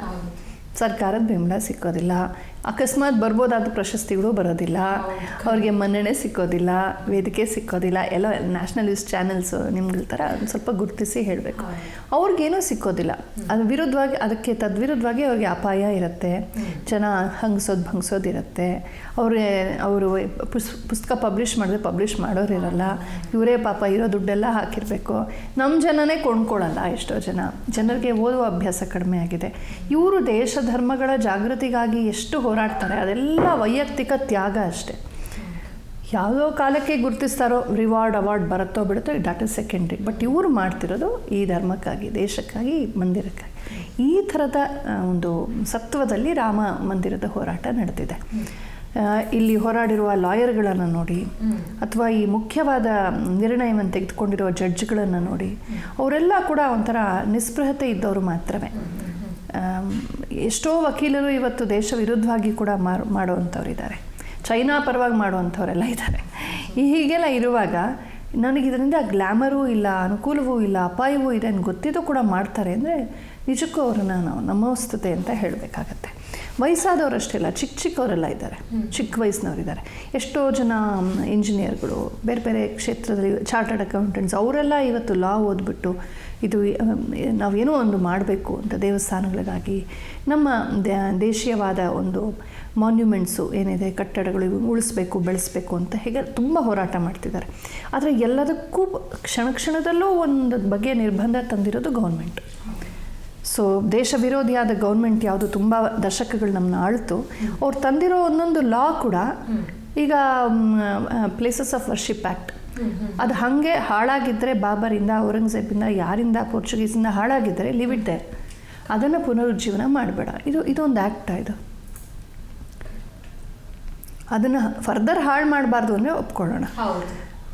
ಅದನ್ನು ಪುನರುಜ್ಜೀವನ ಮಾಡಬಾರ್ದು ಅಂದರೆ ಏನರ್ಥ ಅಂದರೆ ನಮ್ಮನ್ನು ಬಂದು ಒಬ್ಬರು ಹಾಳು ಮಾಡಿದ್ದನ್ನು, ನಮ್ಮ ಸಂಸ್ಕೃತಿಯನ್ನು ನೋಡಿ ನೋಡಿ ನೊಂದುಕೊಳ್ತಾನೆ ಇರಬೇಕು ಅಂತಲೇ ಅರ್ಥನ? ಇದು ಸ್ವತಂತ್ರ ಭಾರತದ ಒಂದು ಅಭಿಪ್ರಾಯವ? ಇಂಥದ್ದನ್ನು ಒಂದು ಗೌರ್ಮೆಂಟ್ ನಮ್ಮ ಮೇಲೆ ಹೇರುತ್ತೆ ಅಂದರೆ ಇಂಥದ್ದೆಲ್ಲ ತುಂಬ ಬ್ಲಾಕ್ಸ್ ಇದೆ. ಇಷ್ಟು ಗೊತ್ತಿದ್ದು ಕೂಡ ಅದ್ರ ಮಧ್ಯದಲ್ಲಿ ಎಲ್ಲಾದರೂ ಸಿಕ್ಕತ್ತೇನೋ ಅವಕಾಶ ಅಂತ, ಎಲ್ಲ ಲೀಗಲ್ ಬ್ಲಾಕ್ಸ್ ಮಧ್ಯ where there's a will there's a way ಅಂತ. ಈ ಮಧ್ಯೆ ಕೂಡ ನನ್ನ ದೇಶ, ನನ್ನ ರಾಮ, ನನ್ನ ಮಂದಿರ, ಇದನ್ನು ಉಳಿಸ್ಬೇಕು, ನಮ್ಮ ಪೂರ್ವಜರ ಬಲಿದಾನಕ್ಕೆ ಬೆಲೆ ಕೊಡಬೇಕು. ಎಷ್ಟು ಜನ ರುಂಡಮುಂಡಗಳನ್ನು ಚೆಂಡಾಡಿದ್ದಾರೆ, ಆ ಬಲಿದಾನ ವ್ಯರ್ಥವಾಗಬಾರ್ದು ಅನ್ನೋ ಒಂದು ಹಂಬಲದಿಂದ ಇವತ್ತು ತುಂಬ ಸಮಯವನ್ನು ಇದಕ್ಕೆ ಕೊಡ್ತಾ ಇದ್ದಾರೆ. ತುಂಬ ಜನ ಆ ಥರ ಇದೆ. ನನಗೆ ಎಷ್ಟೋ ಸಲ ಯೋಚನೆ ಮಾಡ್ತೀನಿ, ಇದು ಏನಪ್ಪ ನಮ್ಮ ದೇಶ, ಏನು ಅದ್ಭುತ ಅಂತ ಅನಿಸುತ್ತೆ. ಏಕೆಂದರೆ ಇಂಥ DNA ಇದೆ ನಮ್ಮಲ್ಲಿ. ತ್ಯಾಗಕ್ಕಾಗಿ ಮುಂದಾಗೋದು ಅಷ್ಟು ಸುಲಭ ಅಲ್ಲ. ನಾನು ಹೀಗೆ ಒಂದು ಸಮೀಕ್ಷೆ ಓದ್ತಾ ಇದ್ದೆ, ಎಷ್ಟು ಅಥೆಂಟಿಕ್ ಗೊತ್ತಿಲ್ಲ, ಬಟ್ ಹಾಗೆ ಬಂದದ್ದು ನನ್ನ ಗಮನಕ್ಕೆ. ಏನಂದರೆ ಎಷ್ಟೋ ದೇಶಗಳಲ್ಲಿ ಆರ್ಮಿ ಸೇರ್ತಾರೆ, ಸೈನ್ಯಕ್ಕೆ ಸೇರ್ತಾರೆ. ಆ ಎಲ್ಲ ಸೈನ್ಯಕ್ಕೆ ಸೇರುವಂಥವ್ರನ್ನೆಲ್ಲ ಅವರವರ ಯಾಕೆ ಸೇರ್ತಾರೆ, ಅವರ ಉದ್ದೇಶ ಏನು, ಅವರು ಆ ಉತ್ಸಾಹದ ಹಿನ್ನೆಲೆ ಏನು, ಮೋಟಿವೇಶನ್ ಏನು, ಹೀಗೆಲ್ಲ ಎಲ್ಲ ಕಡೆಯಿಂದ ಸಮೀಕ್ಷೆ ಮಾಡ್ತಾ ಬರುವಾಗ ಅವ್ರು ನೋಡಿದ್ದು, ನಾನು ದೇಶಕ್ಕಾಗಿ ಸಾಯಬೇಕು, ನಾನು ದೇಶಕ್ಕಾಗಿ ನಾನು ಮಾಡಬೇಕು, ನನ್ನ ಜೀವನ, ನನ್ನ ಯೌವನ, ನನ್ನ ಉಸಿರು, ನನ್ನ ಸುಖ ಎಲ್ಲ ಇದೆ, ನನಗೆ ದೇಶವೇ ಮುಖ್ಯ ಅಂತನ್ನುವ ಆ್ಯಟಿಟ್ಯೂಡು ಎಷ್ಟರ ಮಟ್ಟಿಗಿದೆ ಭಾರತೀಯ ಸೈನಿಕರಲ್ಲಿ ಅಂದರೆ ಇನ್ಯಾವ ದೇಶದಲ್ಲೂ ಇಲ್ಲ ಅಂತ. ಈ ಮಟ್ಟದ ಪ್ರಾಣಾರ್ಪಣೆ ದೇಶದ ಭಾರತದಲ್ಲಿದೆ, ಸೈನ್ಯಕ್ಕೆ ಹೋಗಿ ಸೇರುವಂಥದ್ದು. ಅದು ಬಿಟ್ಟರೆ ಕೆಲವು ಇಸ್ರೇಲು, ಜಪಾನು ಅಂಥ ಕಡೆ ತುಂಬ ಪ್ರಬಲವಾಗಿದೆ. ಇನ್ನು ಮಿಕ್ಕಂಥ ಕಡೆ ಅಲ್ಲಿ ಸಿಕ್ಕುವಂಥ ಹಣ, ಅನುಕೂಲಗಳು ಆ ಥರದ್ದೇ ಜಾಸ್ತಿ ಅಂತ, ಟೆಂಪ್ಟೇಷನ್ಸ್ ಅಂತ. ನಾವು ಇವಾಗ ಒಂದು 2014 ಈಚೆ ಒಂದು ಸ್ವಲ್ಪ ಸೈನ್ಯಕ್ಕೆ ಒಳ್ಳೊಳ್ಳೆ ಎಕ್ವಿಪ್ಮೆಂಟ್ಸು, ಇನ್ಫ್ರಾಸ್ಟ್ರಕ್ಚರು, ಒಳ್ಳೊಳ್ಳೆ ಯೂನಿಫಾರ್ಮ್ಸು ಎಲ್ಲ ಕೊಡ್ತಾ ಇರೋದು. ತತ್ಪೂರ್ವದಲ್ಲಿ ಅದರಲ್ಲೂ ಚೈನಾ ವಾರ್ ಎಲ್ಲ ಆದಾಗ ತುಂಬ ಕಷ್ಟಪಟ್ಟಿದ್ದಾರೆ, ಏನೂ ಇರಲಿಲ್ಲ. ಸೊ ಅಷ್ಟರ ಮಧ್ಯನೂ ಹೋರಾಡಿದ್ದಾರೆ. ಈ ಬಗೆಯ ಒಂದು ಜೋಶ್ ಇದೆಯಲ್ಲ, ಇದು ನಮ್ಮ ದೇಶದ ವೈಶಿಷ್ಟ್ಯ. ಅಯೋಧ್ಯ ರಾಮ ಮಂದಿರದ ವಿಷಯದಲ್ಲಿ ಹೀಗೆ ಹೋರಾಡಿದಂಥವ್ರು ಅಂದೂ ಇದ್ದರು, ಇವತ್ತಿಗೂ ಇದ್ದಾರೆ. ಹಾಗೆ ಅವ್ರಿಗೆ ಗ್ಲ್ಯಾಮರ್ ಬೇಕಾಗಿಲ್ಲ, ಅವ್ರಿಗೆ ಹಣ ಬೇಕಾಗಿಲ್ಲ, ಅವ್ರಿಗೆ ರಾಮ ಮಂದಿರ ಬೇಕಾಗಿದೆ ಅಷ್ಟೆ. ಇದು ತುಂಬ ಅದ್ಭುತ. ನನಗೆ ಅನಿಸುತ್ತೆ ಭಗವಂತ ನಮ್ಮನ್ನ ಪರೀಕ್ಷೆ ಮಾಡ್ತಾ ಇದ್ದಾನೆ ಅಂತ. ಭಗವಂತ ಮನಸ್ಸು ಮಾಡಿದ್ರೆ, ಭಗವಂತ ಶ್ರೀರಾಮಚಂದ್ರ ಮನಸ್ಸು ಮಾಡಿದ್ರೆ this will happen in seconds. ಈ ದುಷ್ಟ ಬುದ್ಧಿ ಇಟ್ಕೊಂಡಿರುವ ಆತಂಕವಾದಿ ಮನೋಭಾವದ, ಈ ಕೀಳು ಮನೋಭಾವದ, ಭ್ರಷ್ಟ ಮನೋಭಾವದ ಎಲ್ಲರ ಹೃದಯದೊಳಗೆ ಒಂದು ಕರೆಕ್ಷನ್ ಮಾಡೋಕ್ಕೆ, ಸ್ವಿಚ್ ಸರಿ ಹಿಂಗೆ ಸ್ಕ್ರೂ ಸರಿ ಮಾಡೋಕ್ಕೆ ಭಗವಂತನಿಗೆ ಎಷ್ಟೊತ್ತು. ಆದರೆ ಅವನು ಏನೋ ಲೀಲೆ ಮಾಡ್ತಾ ಇದ್ದಾನೆ. ಇಷ್ಟು ಜನರ ಸತ್ವ ಈಗ ಅಭಿವ್ಯಕ್ತಿ ಆಯಿತು. ಈಗ ರಾಮ ಮಂದಿರಕ್ಕಾಗಿ ಎಷ್ಟು ಜನ ಎಷ್ಟು ಥರ ತಮ್ಮ ಒಂದು ಭಕ್ತಿಯನ್ನು, ತಮ್ಮ ಶ್ರಮವನ್ನು ಕೊಡ್ತಾ ಇದ್ದಾರೆ. ಇದೆಲ್ಲ ಇತ್ತ ಅವರಲ್ಲಿ ಅಂತ ಗೊತ್ತೇ ಆಗ್ತಿರ್ಲಿಲ್ಲ ಅಲ್ವಾ? ಒಂದು ಮಹತ್ತಮವಾದ ಕಾರ್ಯ ಆದಾಗಲೇ ಒಬ್ಬೊಬ್ಬರ ಕೌಶಲ, ಒಬ್ಬೊಬ್ಬರ ಭಕ್ತಿ, ಒಬ್ಬೊಬ್ಬರ ಕಮಿಟ್ಮೆಂಟು, ಅಥವಾ ಯಾರು ಎಷ್ಟು ಇದ್ರ ಬಗ್ಗೆ ನಿರ್ಲಕ್ಷ್ಯವಾಗಿದ್ದಾರೆ ಎಲ್ಲ ಗೊತ್ತಾಗತ್ತೆ. ಈಗ ಅಯೋಧ್ಯ ರಾಮ ಮಂದಿರಕ್ಕೆ ಮನೆಯಿಂದಲೂ ಕಲೆಕ್ಷನ್ ಹೋಗಿದೆ. ಅಂದರೆ ಅವರು ಯಾರೋ ದೊಡ್ಡವರು, ಭಾರಿ ಉದ್ಯಮಿಗಳು, ನಾವೇ ಕಟ್ಟಿಸ್ಕೊಟ್ಬಿಡ್ತೀವಿ, ಇಷ್ಟು ಕೋಟಿ ಹಾಕಿ ಅಂತ ಹೇಳಿದಾಗ ಬೇಡ ಅಂದ್ರಂತೆ. ಯಾಕೆಂದರೆ ಇದೊಂದು ವ್ಯಕ್ತಿಯ ಮಂದಿರ ಅಂತ ಆಗಬಾರ್ದು, ಇದು ಇಡೀ ಭಾರತದ ಎಲ್ಲರ ಒಂದು ಯೋಗದಾನದಿಂದ ಆಗಬೇಕು. ಹೇಗೆ ಸೋಮನಾಥದಲ್ಲಿ ಆಯ್ತಾ ಹಾಗೆ ಅಂತ ಹಾಗೆ ಮಾಡಿದ್ರು. ನಾನು ವಾಲಂಟಿಯರ್ ಆಗಿದ್ದೆ. ನಮ್ಮನೆ ರೋಡಲ್ಲಿ, ನಮ್ಮನೆ ರಸ್ತೆ ಸುಮಾರು ಆ ಮೂಲೆಯಿಂದ ದೊಡ್ಡ ರಸ್ತೆ. ಸೊ ಅಲ್ಲೇ ನೂರಾರು ಮನೆಗಳು, ಅಲ್ಲೇ ಸಾವಿರಾರು ಜನ ಇರ್ತಾರೆ. ಮನೆಗೂ ನಾವು ಹೋಗಿ ಕೇಳಿದ್ದೀವಿ. ಅದು ಎಂಥ ಅನುಭವ ಅಂದರೆ ನಾನು ಮರೆಯಲಾರೆ. ಅವಾಗ ಕೋವಿಡ್ ಟೈಮ್ ಬೇರೆ ಕೋವಿಡ್ ಮುಗೀತಾ ಬಂದಿದ್ದ ಟೈಮಲ್ಲಿ. ಸೊ ಅಲ್ಲೊಂದು ಒಬ್ಬರು ಮನೆಗೆ ಹೋದ್ವಿ. ಒಂದು ಸಣ್ಣ ಒಂದು ಮನೆ, 4-5 ಮನೆಗಳು, ಹಿಂಭಾಗದಿಂದ ಔಟ್ಹೌಸಲ್ಲಿ ಚಿಕ್ಕ ಮನೆ, ಒಂದು ಸಿಂಗಲ್ ರೂಮ್ ಮನೆ ಥರ. ಇಡೀ ಮನೆಯೇ ನಿಮಗೆ 2010 ಒಳಗೆ ಮುಗಿದೋಗುತ್ತೆ, ಅಷ್ಟು ಚಿಕ್ಕ ಮನೆ. ಸರಿ, ತುಂಬ ಸಾಧಾರಣವಾಗಿದ್ದಾರೆ. ಅಲ್ಲೊಂದು ಸ್ತ್ರೀ ಬಂದರು, ಬಾಗಿಲು ತೆಗೆದ್ರು. ನಾವು ಬಹುಶಃ ಪಾಪ ಇವರೇನು 10-50 ಕೊಟ್ಟರೆ ಹೆಚ್ಚು ಅಂತ ಅಂದ್ಕೊಂಡ್ವಿ. ಅವರು ಎಲ್ಲ ಕೇಳಿದ್ರು, ನಾವು ಪ್ಯಾಂಪ್ಲೆಟ್ ಎಲ್ಲ ಕೊಟ್ವಿ. ಅಯ್ಯೋ ತುಂಬ ಸಂತೋಷ ಅಂಥೇಳಿ ಏನೋ ಕಾಫಿ ಹಾಲು ಎಲ್ಲ ಕೊಡೋಕ್ಕೆ ಬಂದರು. ಬೇಡಪ್ಪ, ಮನೇಲಿ ನೋಡ್ತೀವಿ, ಬೇಡ ಅಂದ್ವಿ. ಆಮೇಲೆ 500 ರೂಪಾಯಿ ಕೊಟ್ಟರು ಅವರು. ಅದು ಕೊಡೋ ಮುಂಚೆ ಅವ್ರು ಹೇಳಿದ್ರು, ನಮ್ಮ ಮನೆಯವ್ರಿಗೆ 3 ತಿಂಗಳಿಂದ ಸಂಬಳ ಬರ್ತಿಲ್ಲ, ಎಲ್ಲ ಲಾಸಲ್ಲಿ ನಡೀತಿದೆ ಅಂತ KSRTC ಡ್ರೈವರು. ನಮಗೆ ತುಂಬ ಕಷ್ಟ ಇದೆ, ಆದರೂ ರಾಮನಿಗೋಸ್ಕರ ನಾನು ಕೊಡಲೇಬೇಕು ಅಂಥೇಳಿ ಕೊಟ್ಟರು. ಇನ್ನೊಂದು ಬಂಗ್ಲೆಗೆ ಹೋಗಿದ್ವಿ, ಇವ್ರು ಸ್ವಲ್ಪ ಕೊಡ್ಬೋದು ಏನೋ, ಕನಿಷ್ಠ 5,000 ಕೊಡ್ತಾರೇನೋ ಅಂತ. ಹಾಗೆ ಹೀಗೆ ನೋಡ್ಬಿಟ್ಟು ಇಲ್ಲ ಅದು ನೋಡೋಣ ಆಮೇಲೆ ನಾವೇ ಹೇಳ್ತೀವಿ, ನಾವೇ ಕರಿತೀವಿ ಬಿಡಿ, ಏನೂ ಕೊಟ್ಟಿಲ್ಲ. ಹೀಗೆಲ್ಲ ಇದೆ. ಅಂದರೆ ಒಂದು ದೊಡ್ಡ ಕಾರ್ಯದಲ್ಲಿ ನಾನು ಸೇರಬೇಕು ಅನ್ನೋ ಉತ್ಸಾಹ ಇದೆಯಲ್ಲ, ಅದು ಶ್ರೀಮಂತರು ಮಾತ್ರ ದಾನ ಕೊಡ್ತಾರೆ, ಬಡವರು ಕೊಡಲ್ಲ, ಇದೆಲ್ಲ ನಮ್ಮ ಅಭಿಪ್ರಾಯಗಳಿದೆಯಲ್ಲ, ಟೈಲರ್ ಮೇಡ್ ಅಭಿಪ್ರಾಯಗಳು, ಅದೆಲ್ಲ ಸುಳ್ಳು. ಕೊಡುವ ಮನಸ್ಸು ಇದ್ದವನು ಶ್ರೀಮಂತ, ಪಡೆಯುವ ಮನಸ್ಸಿರೋನು ಬಡವ. ಏನಂತದ್ದು, ಸಾಕೆಂಬವನೇ ಶ್ರೀಮಂತ, ಬೇಕೆಂಬವನೇ ಬಡವ ಅಂತ ಗಾದೆ ಇದೆಯಲ್ಲ, ಹಾಗೆ ಇದೆಲ್ಲ ನಮ್ಮ ಅನುಭವಕ್ಕೆ ಬಂತು. ಕೆಲವರಂತೂ ಅಯ್ಯೋ ರಾಮನ ಹೆಸರಲ್ಲಿ ನೀವು ಮನೆ ಹೋಗ್ತಿದ್ದೀರಾ ಅಂತ ನಮಗೆ ನಮಸ್ಕಾರ ಮಾಡಿಬಿಟ್ರು. ಕೆಲವರೇನು ಮುತ್ತೈದೆ ತಾಂಬೂಲ ಕೊಟ್ಟು, ಸೀರೆ ಕೊಟ್ಟು, ಊಟ ಹಾಕಿ. ಅಂದರೆ ಇನ್ನು ಯಾರೋ ಒಂದು ವೃದ್ಧ ದಂಪತಿಗಳಿದ್ದರು, ಅವರು ನಮ್ಮ ನೇಬರೇ, ಅವರು ಈಗ ತುಂಬ ವಯಸ್ಸಾಗೋಗಿದೆ, ಅವ್ರಿಗೆ ಹೆಚ್ಚು ಓಡಾಡೋಕ್ಕಾಗಲ್ಲ, ಕಣ್ಣು ಅಷ್ಟಾಗಿ ಕಾಣಲ್ಲ. ಪಾಪ ಇದು ಹಾಕ್ಕೊಂಡು ಮನೆಯಲ್ಲೇ ಒಬ್ಬರು ಅಡುಗೆಯವರು ಅವ್ರು ನೋಡ್ಕೊಳ್ಳೋಕೊಬ್ಬರನ್ನ ಅವ್ರ ಮಕ್ಕಳು ಇಟ್ಬಿಟ್ಟಿದ್ದಾರೆ. ಮಕ್ಕಳೆಲ್ಲ ಯೂಶ್ವಲಿ ಎಕ್ಸ್ಪೋರ್ಟೆಡ್ ಅಲ್ಲ ಈಗ, ಹಾಗೆ ಮಕ್ಕಳು ಯಾರೂ ಇಲ್ಲ, ಎಲ್ಲ ಬೇರೆ ದೇಶದಲ್ಲಿದ್ದಾರೆ.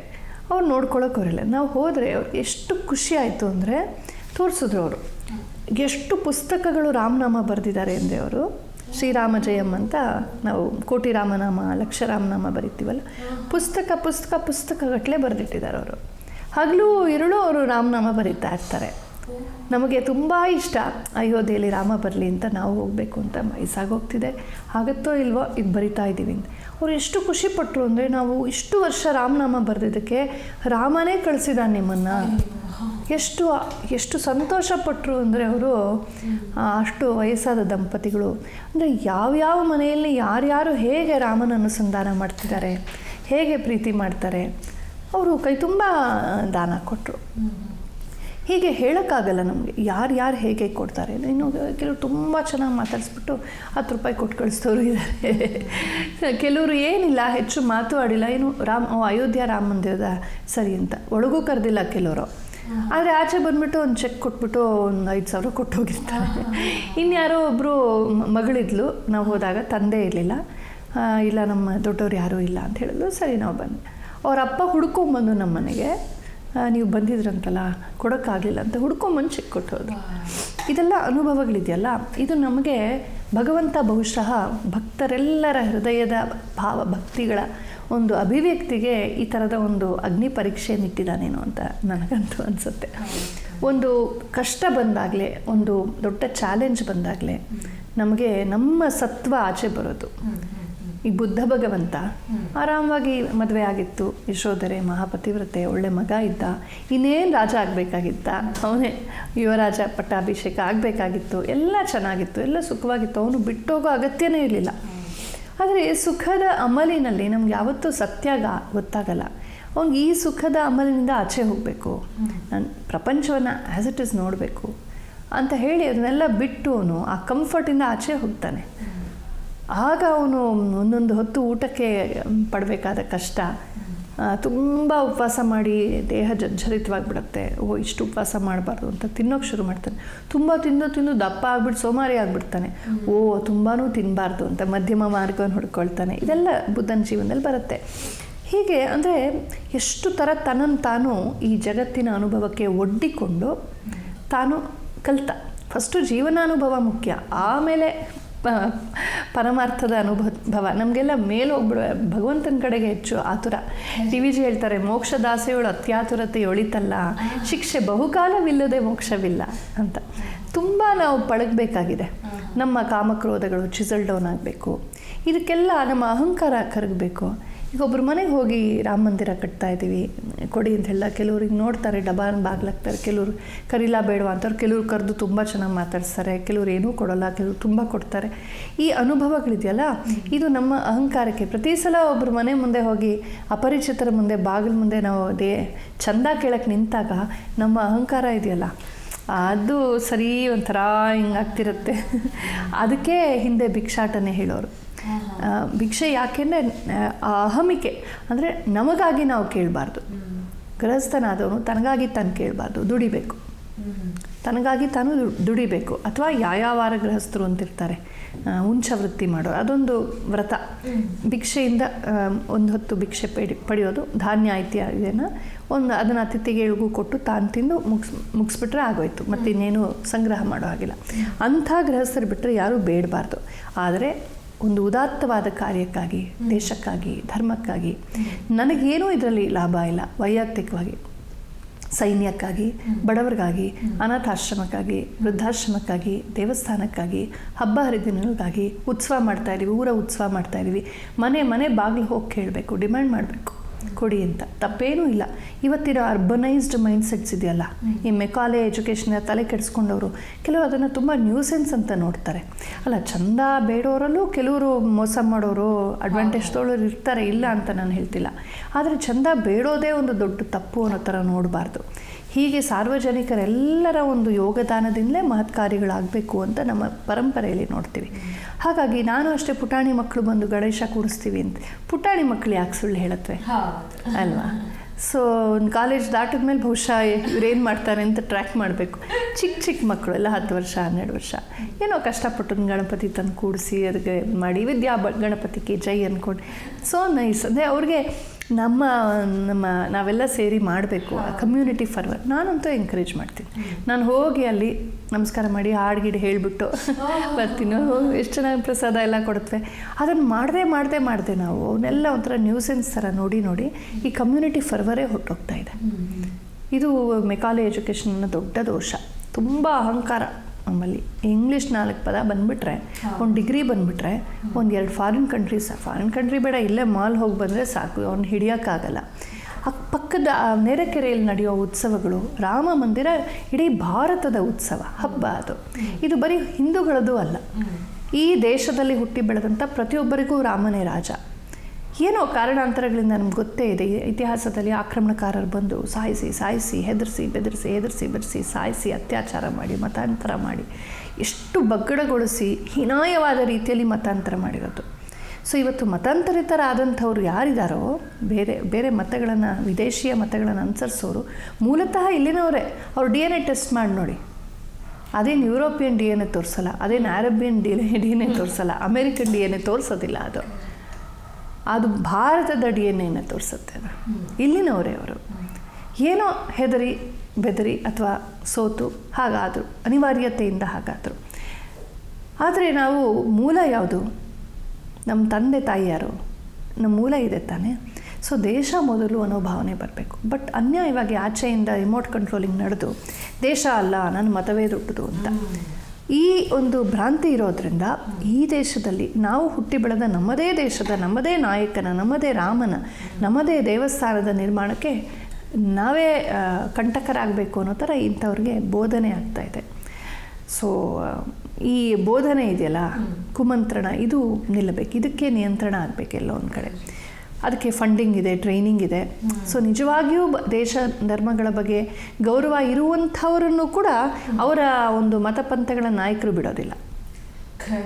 ಎಲ್ಲಿ ಇವರು ರಾಷ್ಟ್ರವಾದಿಗಳಾಗ್ತಾರೋ ನಿನಗೇನು ಚೆನ್ನಾಗಿ ಅರ್ಥ ಆಗತ್ತದು. ಇದು ಮನುಷ್ಯನ ಒಂದು ಕಪಟತನದಿಂದ ಇದೆಲ್ಲ ಆಗ್ತಾ ಇದೆ. ಆದರೆ ನಿಜಕ್ಕೂ ಎಲ್ಲರೂ ಸೆಲೆಬ್ರೇಟ್ ಮಾಡಬೇಕಾದಂಥದ್ದು ಇದು. ಯಾವ ನಮ್ಮ ಪ್ರೈಡ್, ನಮ್ಮ ಅಭಿಮಾನಕ್ಕೆ ಆಕ್ರಮಣಕಾರರು ಧಕ್ಕೆ ತಂದರೋ ಅದನ್ನು ಮತ್ತೆ ನಾವು ಪುನರುಜ್ಜೀವನಗೊಳಿಸೋಕ್ಕೆ ಶತಮಾನಗಳಿಂದ ಕಷ್ಟಪಡ್ತಿದ್ವು. ಆ ಐತಿಹಾಸಿಕ ಕ್ಷಣಕ್ಕೆ ಎಲ್ಲರೂ ಸೇರಬೇಕು. ತುಂಬ ಜನ ಜೈನರು, ತುಂಬ ಜನ ಬೌದ್ಧರು, ಸಿಖ್ಖರು, ಮುಸ್ಲಿಮ್ಸು, ಕ್ರಿಶ್ಚಿಯನ್ಸು ಇದಕ್ಕೆ ದಾನ ಕೊಟ್ಟಿದ್ದಾರೆ.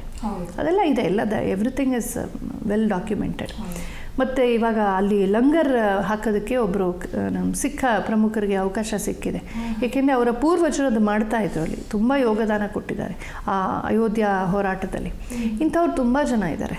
ಸೊ ನಾನೇ 3 ದಿನ ಇದ್ದೆ ಇದರಲ್ಲಿ, ಅಮೃತ್ಸರಲ್ಲಿ. ಹಗಲಿರುಳು ರಾಮನಾಮ ಹೇಳ್ತಾರೆ. ನಾನಕರಷ್ಟು ರಾಮ ಭಜನೆಗಳನ್ನು ಬರ್ತಿದ್ದಾರೆ. ಸಿಖ್ಖರು ಬೇರೆ ಅಲ್ವೇ ಅಲ್ಲ, ನಾವೆಲ್ಲ ಒಂದೇ ಒಂದು ಮೂಲದವರು. ಈ ಪೋಸ್ಟ್ ಇಂಡಿಪೆಂಡೆನ್ಸಲ್ಲಿ ಎಲ್ಲ ಹಿಂದೂ ಧರ್ಮವನ್ನು ವಿಭಜಿಸೋದಕ್ಕಾಗಿ ಎಲ್ಲ ಬೇರೆ ಬೇರೆ ಬೇರೆ ಬೇರೆ ಅಂತ ಮಾಡಿಟ್ರು. ಮೂಲಕ್ಕೆ ಹೋದರೆ ನಾವೆಲ್ಲ ಒಂದೇ. ಹಾಗಾಗಿ ಆ ಥರ ತುಂಬ ಜನ ಕೊಟ್ಟಿದ್ದಾರೆ. ಉದಾರ ಮನಸ್ಸಿರೋರು, ಓಪನ್ ಮೈಂಡೆಡ್ ಆಗಿರೋರು. ನಾನು ಈ ದೇಶದವನು, ಸೊ ರಾಮ ಈ ದೇಶದ ನಾಯಕ, ಈ ದೇಶದ ಸತ್ಯ ಧರ್ಮಗಳ ಆದರ್ಶ ನಾಯಕ. ರಾಮರಾಜ್ಯ ಅಂದರೆ ಬರೀ ಹಿಂದೂಗಳ ರಾಜ್ಯ ಅಲ್ಲ. ರಾಮರಾಜ್ಯದ ವರ್ಣನೆ ನೋಡಬೇಕು ವಾಲ್ಮೀಕಿ ರಾಮಾಯಣದಲ್ಲಿ. ರಾಮರಾಜ್ಯದಲ್ಲಿ ಚೋರರ ಅಂದರೆ ಕಳ್ಳರ ಕಂಟಕ ಇರೋದಿಲ್ಲ, ಭ್ರಷ್ಟಾಚಾರ ಇರೋದಿಲ್ಲ, ಸಕಾಲದಲ್ಲಿ ಮಳೆ ಬೆಳೆ ಆಗತ್ತೆ, ಎಲ್ಲರೂ ರಾಮನ ಭೀತಿಯಿಂದ ಅವರ ಧರ್ಮಕರ್ಮಗಳನ್ನು ಮಾಡ್ತಾರೆ. ರಾಜ ಸರಿಯಾಗಿದ್ದರೆ ಪ್ರಜೆಗಳು ಬಾಯಿ ಮುಚ್ಕೊಂಡು ಕೆಲಸ ಮಾಡ್ತಾರೆ. ಯಥಾ ರಾಜ ತಥಾ ಪ್ರಜಾ. ಹಾಗೆ ಅವನು ಅಷ್ಟು ಶಿಸ್ತಿನಿಂದ ಆಳ್ತಾ ಇದ್ದ.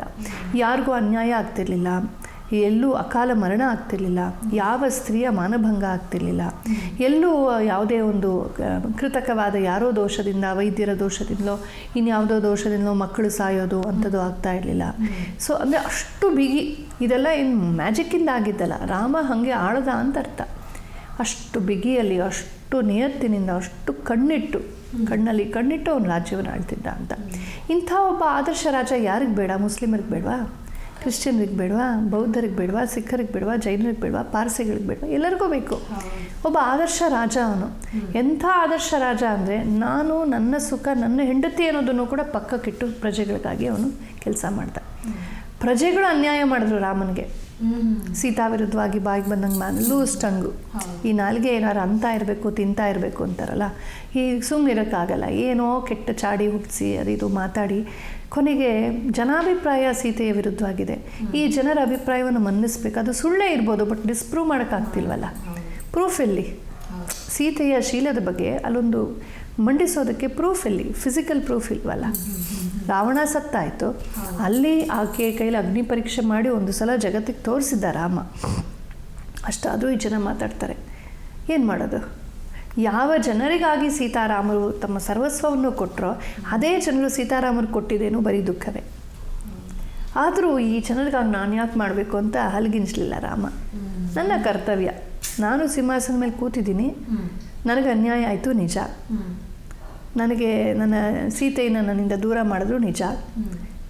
ರಾಜಧರ್ಮವನ್ನು ಅವನು ಬದಲಾಯಿಸ್ಬಿಡ್ಬೋದಾಗಿತ್ತಲ್ಲ ಅಲ್ವಾ? ಸೀತೆಯನ್ನು ತನ್ನೊಂದಿಗೆ ಇಟ್ಕೊಳ್ಳೋಕ್ಕೆ ಏನು ಬೇಕಾದ್ರೂ ಮಾಡ್ಬೋದಾಯಿತು. ತಾನು ಕಾಡಿಗೆ ಬರ್ತೀನಿ, ಬಾ ನಡಿ ಸೀತೆ ಹೊಟ್ಟೋಗೋಣ, ಬೇಡವೇ ಬೇಡ ಅಯೋಧ್ಯೆ ಅನ್ಬೋದಾಗಿತ್ತು. ಆದರೆ ತಾನು ಒಂದು ಸಲ ಒಂದು ಪ್ರಮಾಣ ವಚನ ಸ್ವೀಕರಿಸಿ ಸಿಂಹಾಸನವೇರಿದ ತಕ್ಷಣ ಅಲ್ಲಿ ಕೂತಾಗ ಏನು ಮಾಡಬೇಕು ಅದನ್ನು 100% ಮಾಡ್ದ.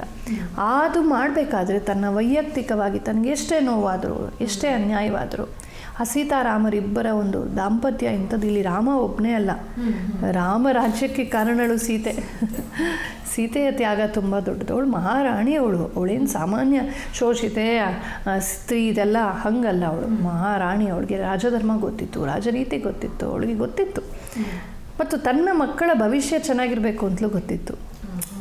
ಈ ರಾಮಾಯಣದ ಪ್ರಕಾರ ಅಗಸ ಅಲ್ಲ, ಅಗಸನ ಕತೆ ಬರಲ್ಲ. ಮೂಲೆ ಮೂಲೆಯಲ್ಲಿ, ಅಂಗಡಿಯಲ್ಲಿ, ಬೀದಿಗಳಲ್ಲಿ, ಅರಮನೆ ಒಳಗೆ ಹೊರಗೆ ಎಲ್ಲ ಕಡೆ ಸೀತೆ ಬಗ್ಗೆ ಗುಸುಗುಸು ನಡೀತಿತ್ತು.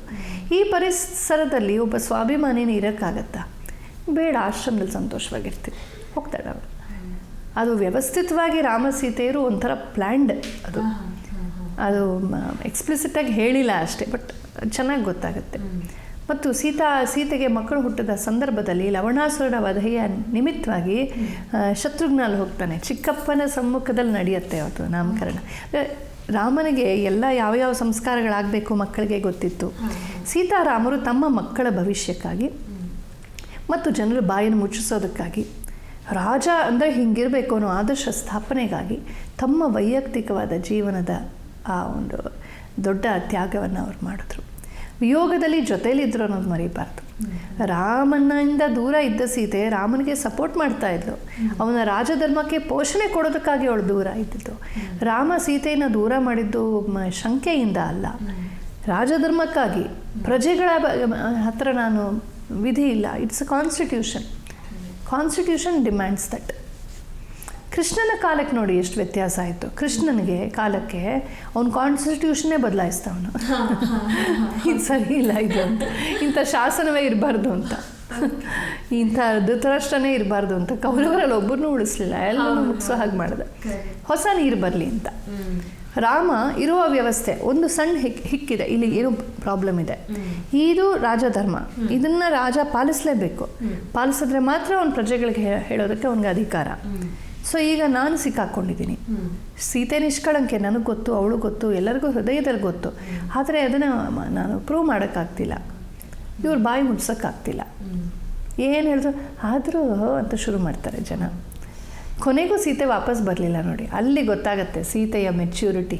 ಅವಳು ಕೊನೆಯಲ್ಲಿ ಲವಕುಶರು ವಾಪಸ್ ಬಂದಾಗ ಇನ್ನೊಂದು ಸಲ ಜನರೆಲ್ಲರ ಮುಂದೆ ಪ್ರಮಾಣ ಮಾಡಿಬಿಡು ಹೋಗಲಿ ಅಂತ ರಾಮ ಹೇಳಿದಾಗ ಒಂದು ಒಳ್ಳೆ ಅವಕಾಶ ಅಲ್ವಾ. ಅವಳಿಗೆ ಗೊತ್ತು ಈ ಜನರು ಬಾಯಿ ಹೀಗೆ ಅಂತ.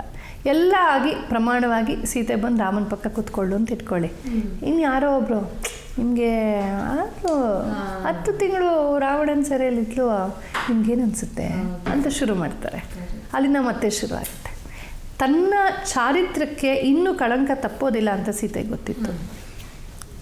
ಈ ಜನರ ಬಾಯೇ ಹಾಗೆ, ಲೂಸ್ ಟಾಕ್, ಆಗಲೂ ಅಷ್ಟೇ ಈಗಲೂ ಅಷ್ಟೇ, ಅದನ್ನೆಲ್ಲ ಮುಟ್ಸೋಕ್ಕಾಗಲ್ಲ. ಆದರೆ ಇದನ್ನೆಲ್ಲ ಕೇಳ್ಕೊಂಡಿದ್ದು ಒಂದು ರಾಮನ ಆದರ್ಶಕ್ಕೆ, ರಘುಕುಲದ ಆದರ್ಶಕ್ಕೆ, ರಾಜಧರ್ಮದ ಆದರ್ಶಕ್ಕೆ ಚ್ಯುತಿ ಬರಬಾರ್ದು ಅಂಥೇಳಿ, ತನ್ನ ಮಕ್ಕಳಿಗೆ ತೊಂದರೆ ಆಗಬಾರ್ದು ಅಂಥೇಳಿ ತಾಯಿಯಾಗಿ, ಸತಿಯಾಗಿ, ರಾಣಿಯಾಗಿ ಮತ್ತು ಒಂದು ಕ್ಷತ್ರಿಯ ಕುಲವಧುವಾಗಿ ಅವಳು ತೆಗೆದುಕೊಂಡಂಥ ನಿರ್ಣಯ ಏನಿದೆ, ತನ್ನ ವೈಯಕ್ತಿಕವಾದ ಎಲ್ಲ ಸುಖ ಪ್ರಾಣವನ್ನು ತ್ಯಾಗ ಮಾಡಿದ್ಲು, ಆದರೆ ಆದರ್ಶವನ್ನು ಉಳಿಸೋದ್ಲು. ಇಂಥ ರಾಣಿ ಯಾರಿಗೆ ಬೇಡ, ಇಂಥ ರಾಜ ಯಾರಿಗೆ ಬೇಡ? ನಾವು ಹೀಗೆ ಯೋಚನೆ ಮಾಡಬೇಕು. ನಾನು ಕೈ ಮುಗಿದು ಕೇಳ್ಕೊಳ್ತೀನಿ, ಯಾವ ಮತದವರಾದರೂ ಆಗಲಿ, ನೀವು ಯಾವ ಜಾತಿ ಮತ ಕುಲ ಯಾರೇ ಆಗಿರಿ, ಯಾವ ದೇಶದವರಾದರೂ ಆಗಲಿ, ಮೂಲ ರಾಮಾಯಣವನ್ನು ಓದಿ. ತುಂಬ ರಾಮಾಯಣಗಳು ಬಂದ್ಬಿಟ್ಟಿವೆ, ಅದ್ರ ಬಗ್ಗೆ ಇನ್ನೊಂದು ಸಲ ಚರ್ಚೆ ಮಾಡೋಣ. ಮೂಲ ರಾಮಾಯಣವನ್ನು ಓದಿ, ವಾಲ್ಮೀಕಿ ರಾಮಾಯಣವನ್ನು ಓದಿ. ಅದು ಮೂಲ ಕಥನ, ಮೂಲ ವೃತ್ತಾಂತ. ಅವರ ಸಮಕಾಲೀನರು, ರಾಮ ಸೀತೆಯನ್ನು ಕಂಡಂಥವ್ರು, ಸೀತೆಯನ್ನು ಆಶ್ರಮದಲ್ಲಿ ಆಶ್ರಯ ಕೊಟ್ಟಂಥವ್ರು, ರಾಮನ ಮಕ್ಕಳಿಗೆ ವಿದ್ಯಾಗುರುಗಳಾಗಿದ್ದಂಥವ್ರು, ರಾಮನ ಸಮಕಾಲೀನರು, ಅವರು ಕೊಟ್ಟಂಥ ವೃತ್ತಾಂತ, ಫಸ್ಟ್ ವಿಟ್ನೆಸ್ ಅವರು. ಅದು ನಮಗೆ ಬಹಳ ಪಥ್ಯ, ಅದು ಬಹಳ ವೇದ್ಯ, ಅದು ಧ್ಯೇಯ. ಯಾರೋ ಒಬ್ಬೊಬ್ಬರು ಒಂದೊಂದು ಆಮೇಲೆ ಬಂದ ಕವಿಗಳು ಏನೇನೋ ಸೇರಿಸ್ಕೊಂಡು ಬರೀತಾರೆ, ಅದು ಕಾವ್ಯಕ್ಕಾಗಿ, ಪೊಯಿಟಿಕ್ ಲೈಸೆನ್ಸ್, ಅದು ಮೂಲ ಕಥೆ ಅಲ್ಲ. ಸೊ ಮೂಲ ರಾಮಾಯಣವನ್ನು ಓದಿ, ರಾಮನ ಮಾತುಗಳನ್ನು ಓದಿ, ಆ ಪ್ರಸಂಗಗಳನ್ನು ನೋಡಿ, ಆ ಸೂಕ್ಷ್ಮಗಳನ್ನು ನೋಡಿ. ಸೀತಾರಾಮರ ಜೀವನ it is not in just some episodes. ಅದಕ್ಕೆ ರಾಮಾಯಣ ಅಂತ ಹೆಸರು ಕೊಟ್ಟಿದ್ದಾರೆ. ರಾಮಸ್ಯ ಅಯನಂ ಅಂತ. ಅಯನಂ ಅಂದರೆ ಜರ್ನಿ ಅಂತ. ಕೇವಲ ರಾಮ ಬಂದ, ಹುಟ್ಟದ, ಹಿಂಗಾಯಿತು, ಬೆಳೆದ, ಸೀತೆನ ಮದುವೆ, ಈ ಎಪಿಸೋಡ್ಸಲ್ಲೇ ರಾಮಾಯಣ ಇಲ್ಲ. ಆ ಎಪಿಸೋಡ್ಸ್ ಮಧ್ಯದಲ್ಲಿ ರಾಮನ ಆ ಪಯಣದಲ್ಲಿ ಎಂತೆಂಥ ಋಷಿಗಳು ಬಂದರು, ಆ ಋಷಿಗಳ ಕಥೆಗಳೇನು. ರಾಮ ಗಂಗಾ ನದಿ ತೀರಕ್ಕೆ ಹೋಗ್ತಾನೆ, ಗಂಗೆಯ ಕಥೆ ಬರುತ್ತೆ. ಇನ್ಯಾವುದೋ ನದಿ ತೀರಕ್ಕೆ ಹೋಗ್ತಾನೆ, ಅದು ಆ ನದಿಯ ಕಥೆ ಬರುತ್ತೆ. ಇನ್ಯಾವುದೋ ಒಂದು ವನಕ್ಕೆ ಹೋಗ್ತಾನೆ, ಆ ವನದ ಕಥೆ ಬರುತ್ತೆ. ಇನ್ಯಾವುದೋ ಗ್ರಾಮಕ್ಕೆ ಹೋಗ್ತಾರೆ, ಆ ಗ್ರಾಮದ ಕಥೆ ಬರುತ್ತೆ. ಇನ್ಯಾವುದೋ ಪರ್ವತದ ತಪ್ಪಲಿಗೆ ಹೋಗ್ತಾನೆ, ಆ ಪರ್ವತದ ಕಥೆ ಬರುತ್ತೆ. ಇನ್ಯಾವುದೋ ಒಂದು ಕಾಡಲ್ಲಿ ವೃಕ್ಷಗಳ ಮಧ್ಯೆ ಇರ್ತಾನೆ, ಆ ವೃಕ್ಷಗಳ ವಿವರಗಳು ಬರುತ್ತೆ. ಇನ್ಯಾವುದೋ ಋಷಿಯಾಶ್ರಮಕ್ಕೆ ಹೋಗ್ತಾನೆ, ಅಲ್ಲಿ ಬೇಕಾದಷ್ಟು ಶಸ್ತ್ರಾಸ್ತ್ರಗಳು ಕೊಡ್ತಾರೆ, ಆ ಅಸ್ತ್ರಗಳು ಅವ್ರಿಗೆ ಹೇಗೆ ಬಂತು, ಅದಕ್ಕೊಂದು ಕತೆ ಬರುತ್ತೆ. ಹೀಗೆ ನೀವು ಪ್ರಕೃತಿಯ ವರ್ಣನೆ, ದೇಶದ ವರ್ಣನೆ, ನದಿಗಳ ವರ್ಣನೆ, ಬೆಟ್ಟಗಳ ವರ್ಣನೆ, ಋಷಿಗಳ ವರ್ಣನೆ, ಋಷಿಗಳ ತಪಶ್ಚರ್ಯಗಳ ವರ್ಣನೆ, ಎಂತೆಂಥ ಋಷಿಗಳಿದ್ರು, ಚಿಂತಕರಿದ್ರು, ಜ್ಞಾನಿಗಳಿದ್ರು, ಏನೇನು ವಿದ್ಯೆ ಪಡ್ಕೊಂಡಿದ್ರು, ಎಂತೆಂಥ ಅದ್ಭುತವಾದ ಒಂದು ಜ್ಞಾನ ಸಂಪತ್ತಿತ್ತು ಅವರಲ್ಲಿ, ಎಂತೆಂಥ ಶಸ್ತ್ರಾಸ್ತ್ರಗಳಿದ್ವು, ಎಂತೆಂಥ ರಾಕ್ಷಸರಿದ್ದರು, ಅವನ್ನೆಲ್ಲ ರಾಮ ಹೇಗೆ ಸಾಯಿಸ್ದ, ಹೇಗೆ ಸಜ್ಜನರಿಗೆ ಒಂದು ರಕ್ಷೆಯನ್ನು ಕೊಟ್ಟ, ಮತ್ತು ಸೀತೆಯನ್ನು ರಾವಣ ಅಪಹರಿಸಿದಾಗಲಂತೂ ಅದು ಅಂಥ ರಾವಣನ ಸೆರೆಯಿಂದ ಸೀತೆಯನ್ನು ಬಿಡಿಸ್ಕೊಂಬರೋದು ರಾಮನೊಬ್ಬನಿಗೆ ಸಾಧ್ಯ. It's a next to impossible task. ಅವನು ಸಾಮಾನ್ಯ ಅಲ್ಲ ರಾವಣ, ಅತ್ಯಂತ ಬಲಶಾಲಿ, ಅತ್ಯಂತ ಬುದ್ಧಿವಂತ, ಅತ್ಯಂತ ದುರುಳ. So he was an expert professional in all wrong things. ಮತ್ತು ಬಲ ಇತ್ತು, ಎಲ್ಲ ಇತ್ತು. ಇಷ್ಟಿದ್ದು ಕೂಡ ಅಂಥ ರಾವಣನನ್ನು ರಾಮ ಕೈಯಲ್ಲಿ ಏನಿದೆ, ಒಂದಿಷ್ಟು ಶಸ್ತ್ರಾಸ್ತ್ರಗಳಿದೆ, ಬರಿಗಾಲಲ್ಲಿ ನಡೆದಾಡ್ಕೊಂಡು ರಾಜ್ಯಭ್ರಷ್ಟನಾಗಿ, ಅವನ ಹತ್ರ ರಥ ಇಲ್ಲ, ಕುದುರೆ ಇಲ್ಲ, ಜನಬಲ ಇಲ್ಲ, ಗೂಢಚಾರಿಗಳಿಲ್ಲ, ಯಾರೂ ಇಲ್ಲ. ಅದಷ್ಟು ಟೀಮ್ ವರ್ಕನ್ನು ರಾಮಲಕ್ಷ್ಮಣ ಇಬ್ಬರೇ ಮಾಡ್ತಾರೆ. ಒಂದು CBI ಅಥವಾ ಅದೆಲ್ಲ ಹೇಳ್ತಾರಲ್ಲ, CBI ಅವ್ರು ಮಾಡೋ ಅಷ್ಟು ಕೆಲಸವನ್ನು ಬರೀ ರಾಮಲಕ್ಷ್ಮಣ ಇಬ್ಬರೇ ಮಾಡ್ತಾರೆ. ಎಷ್ಟು ಸಾಮರ್ಥ್ಯ ಇರಬೇಕು ಅದಕ್ಕೆ, ಎಷ್ಟು ಆತ್ಮವಿಶ್ವಾಸ ಇರಬೇಕು.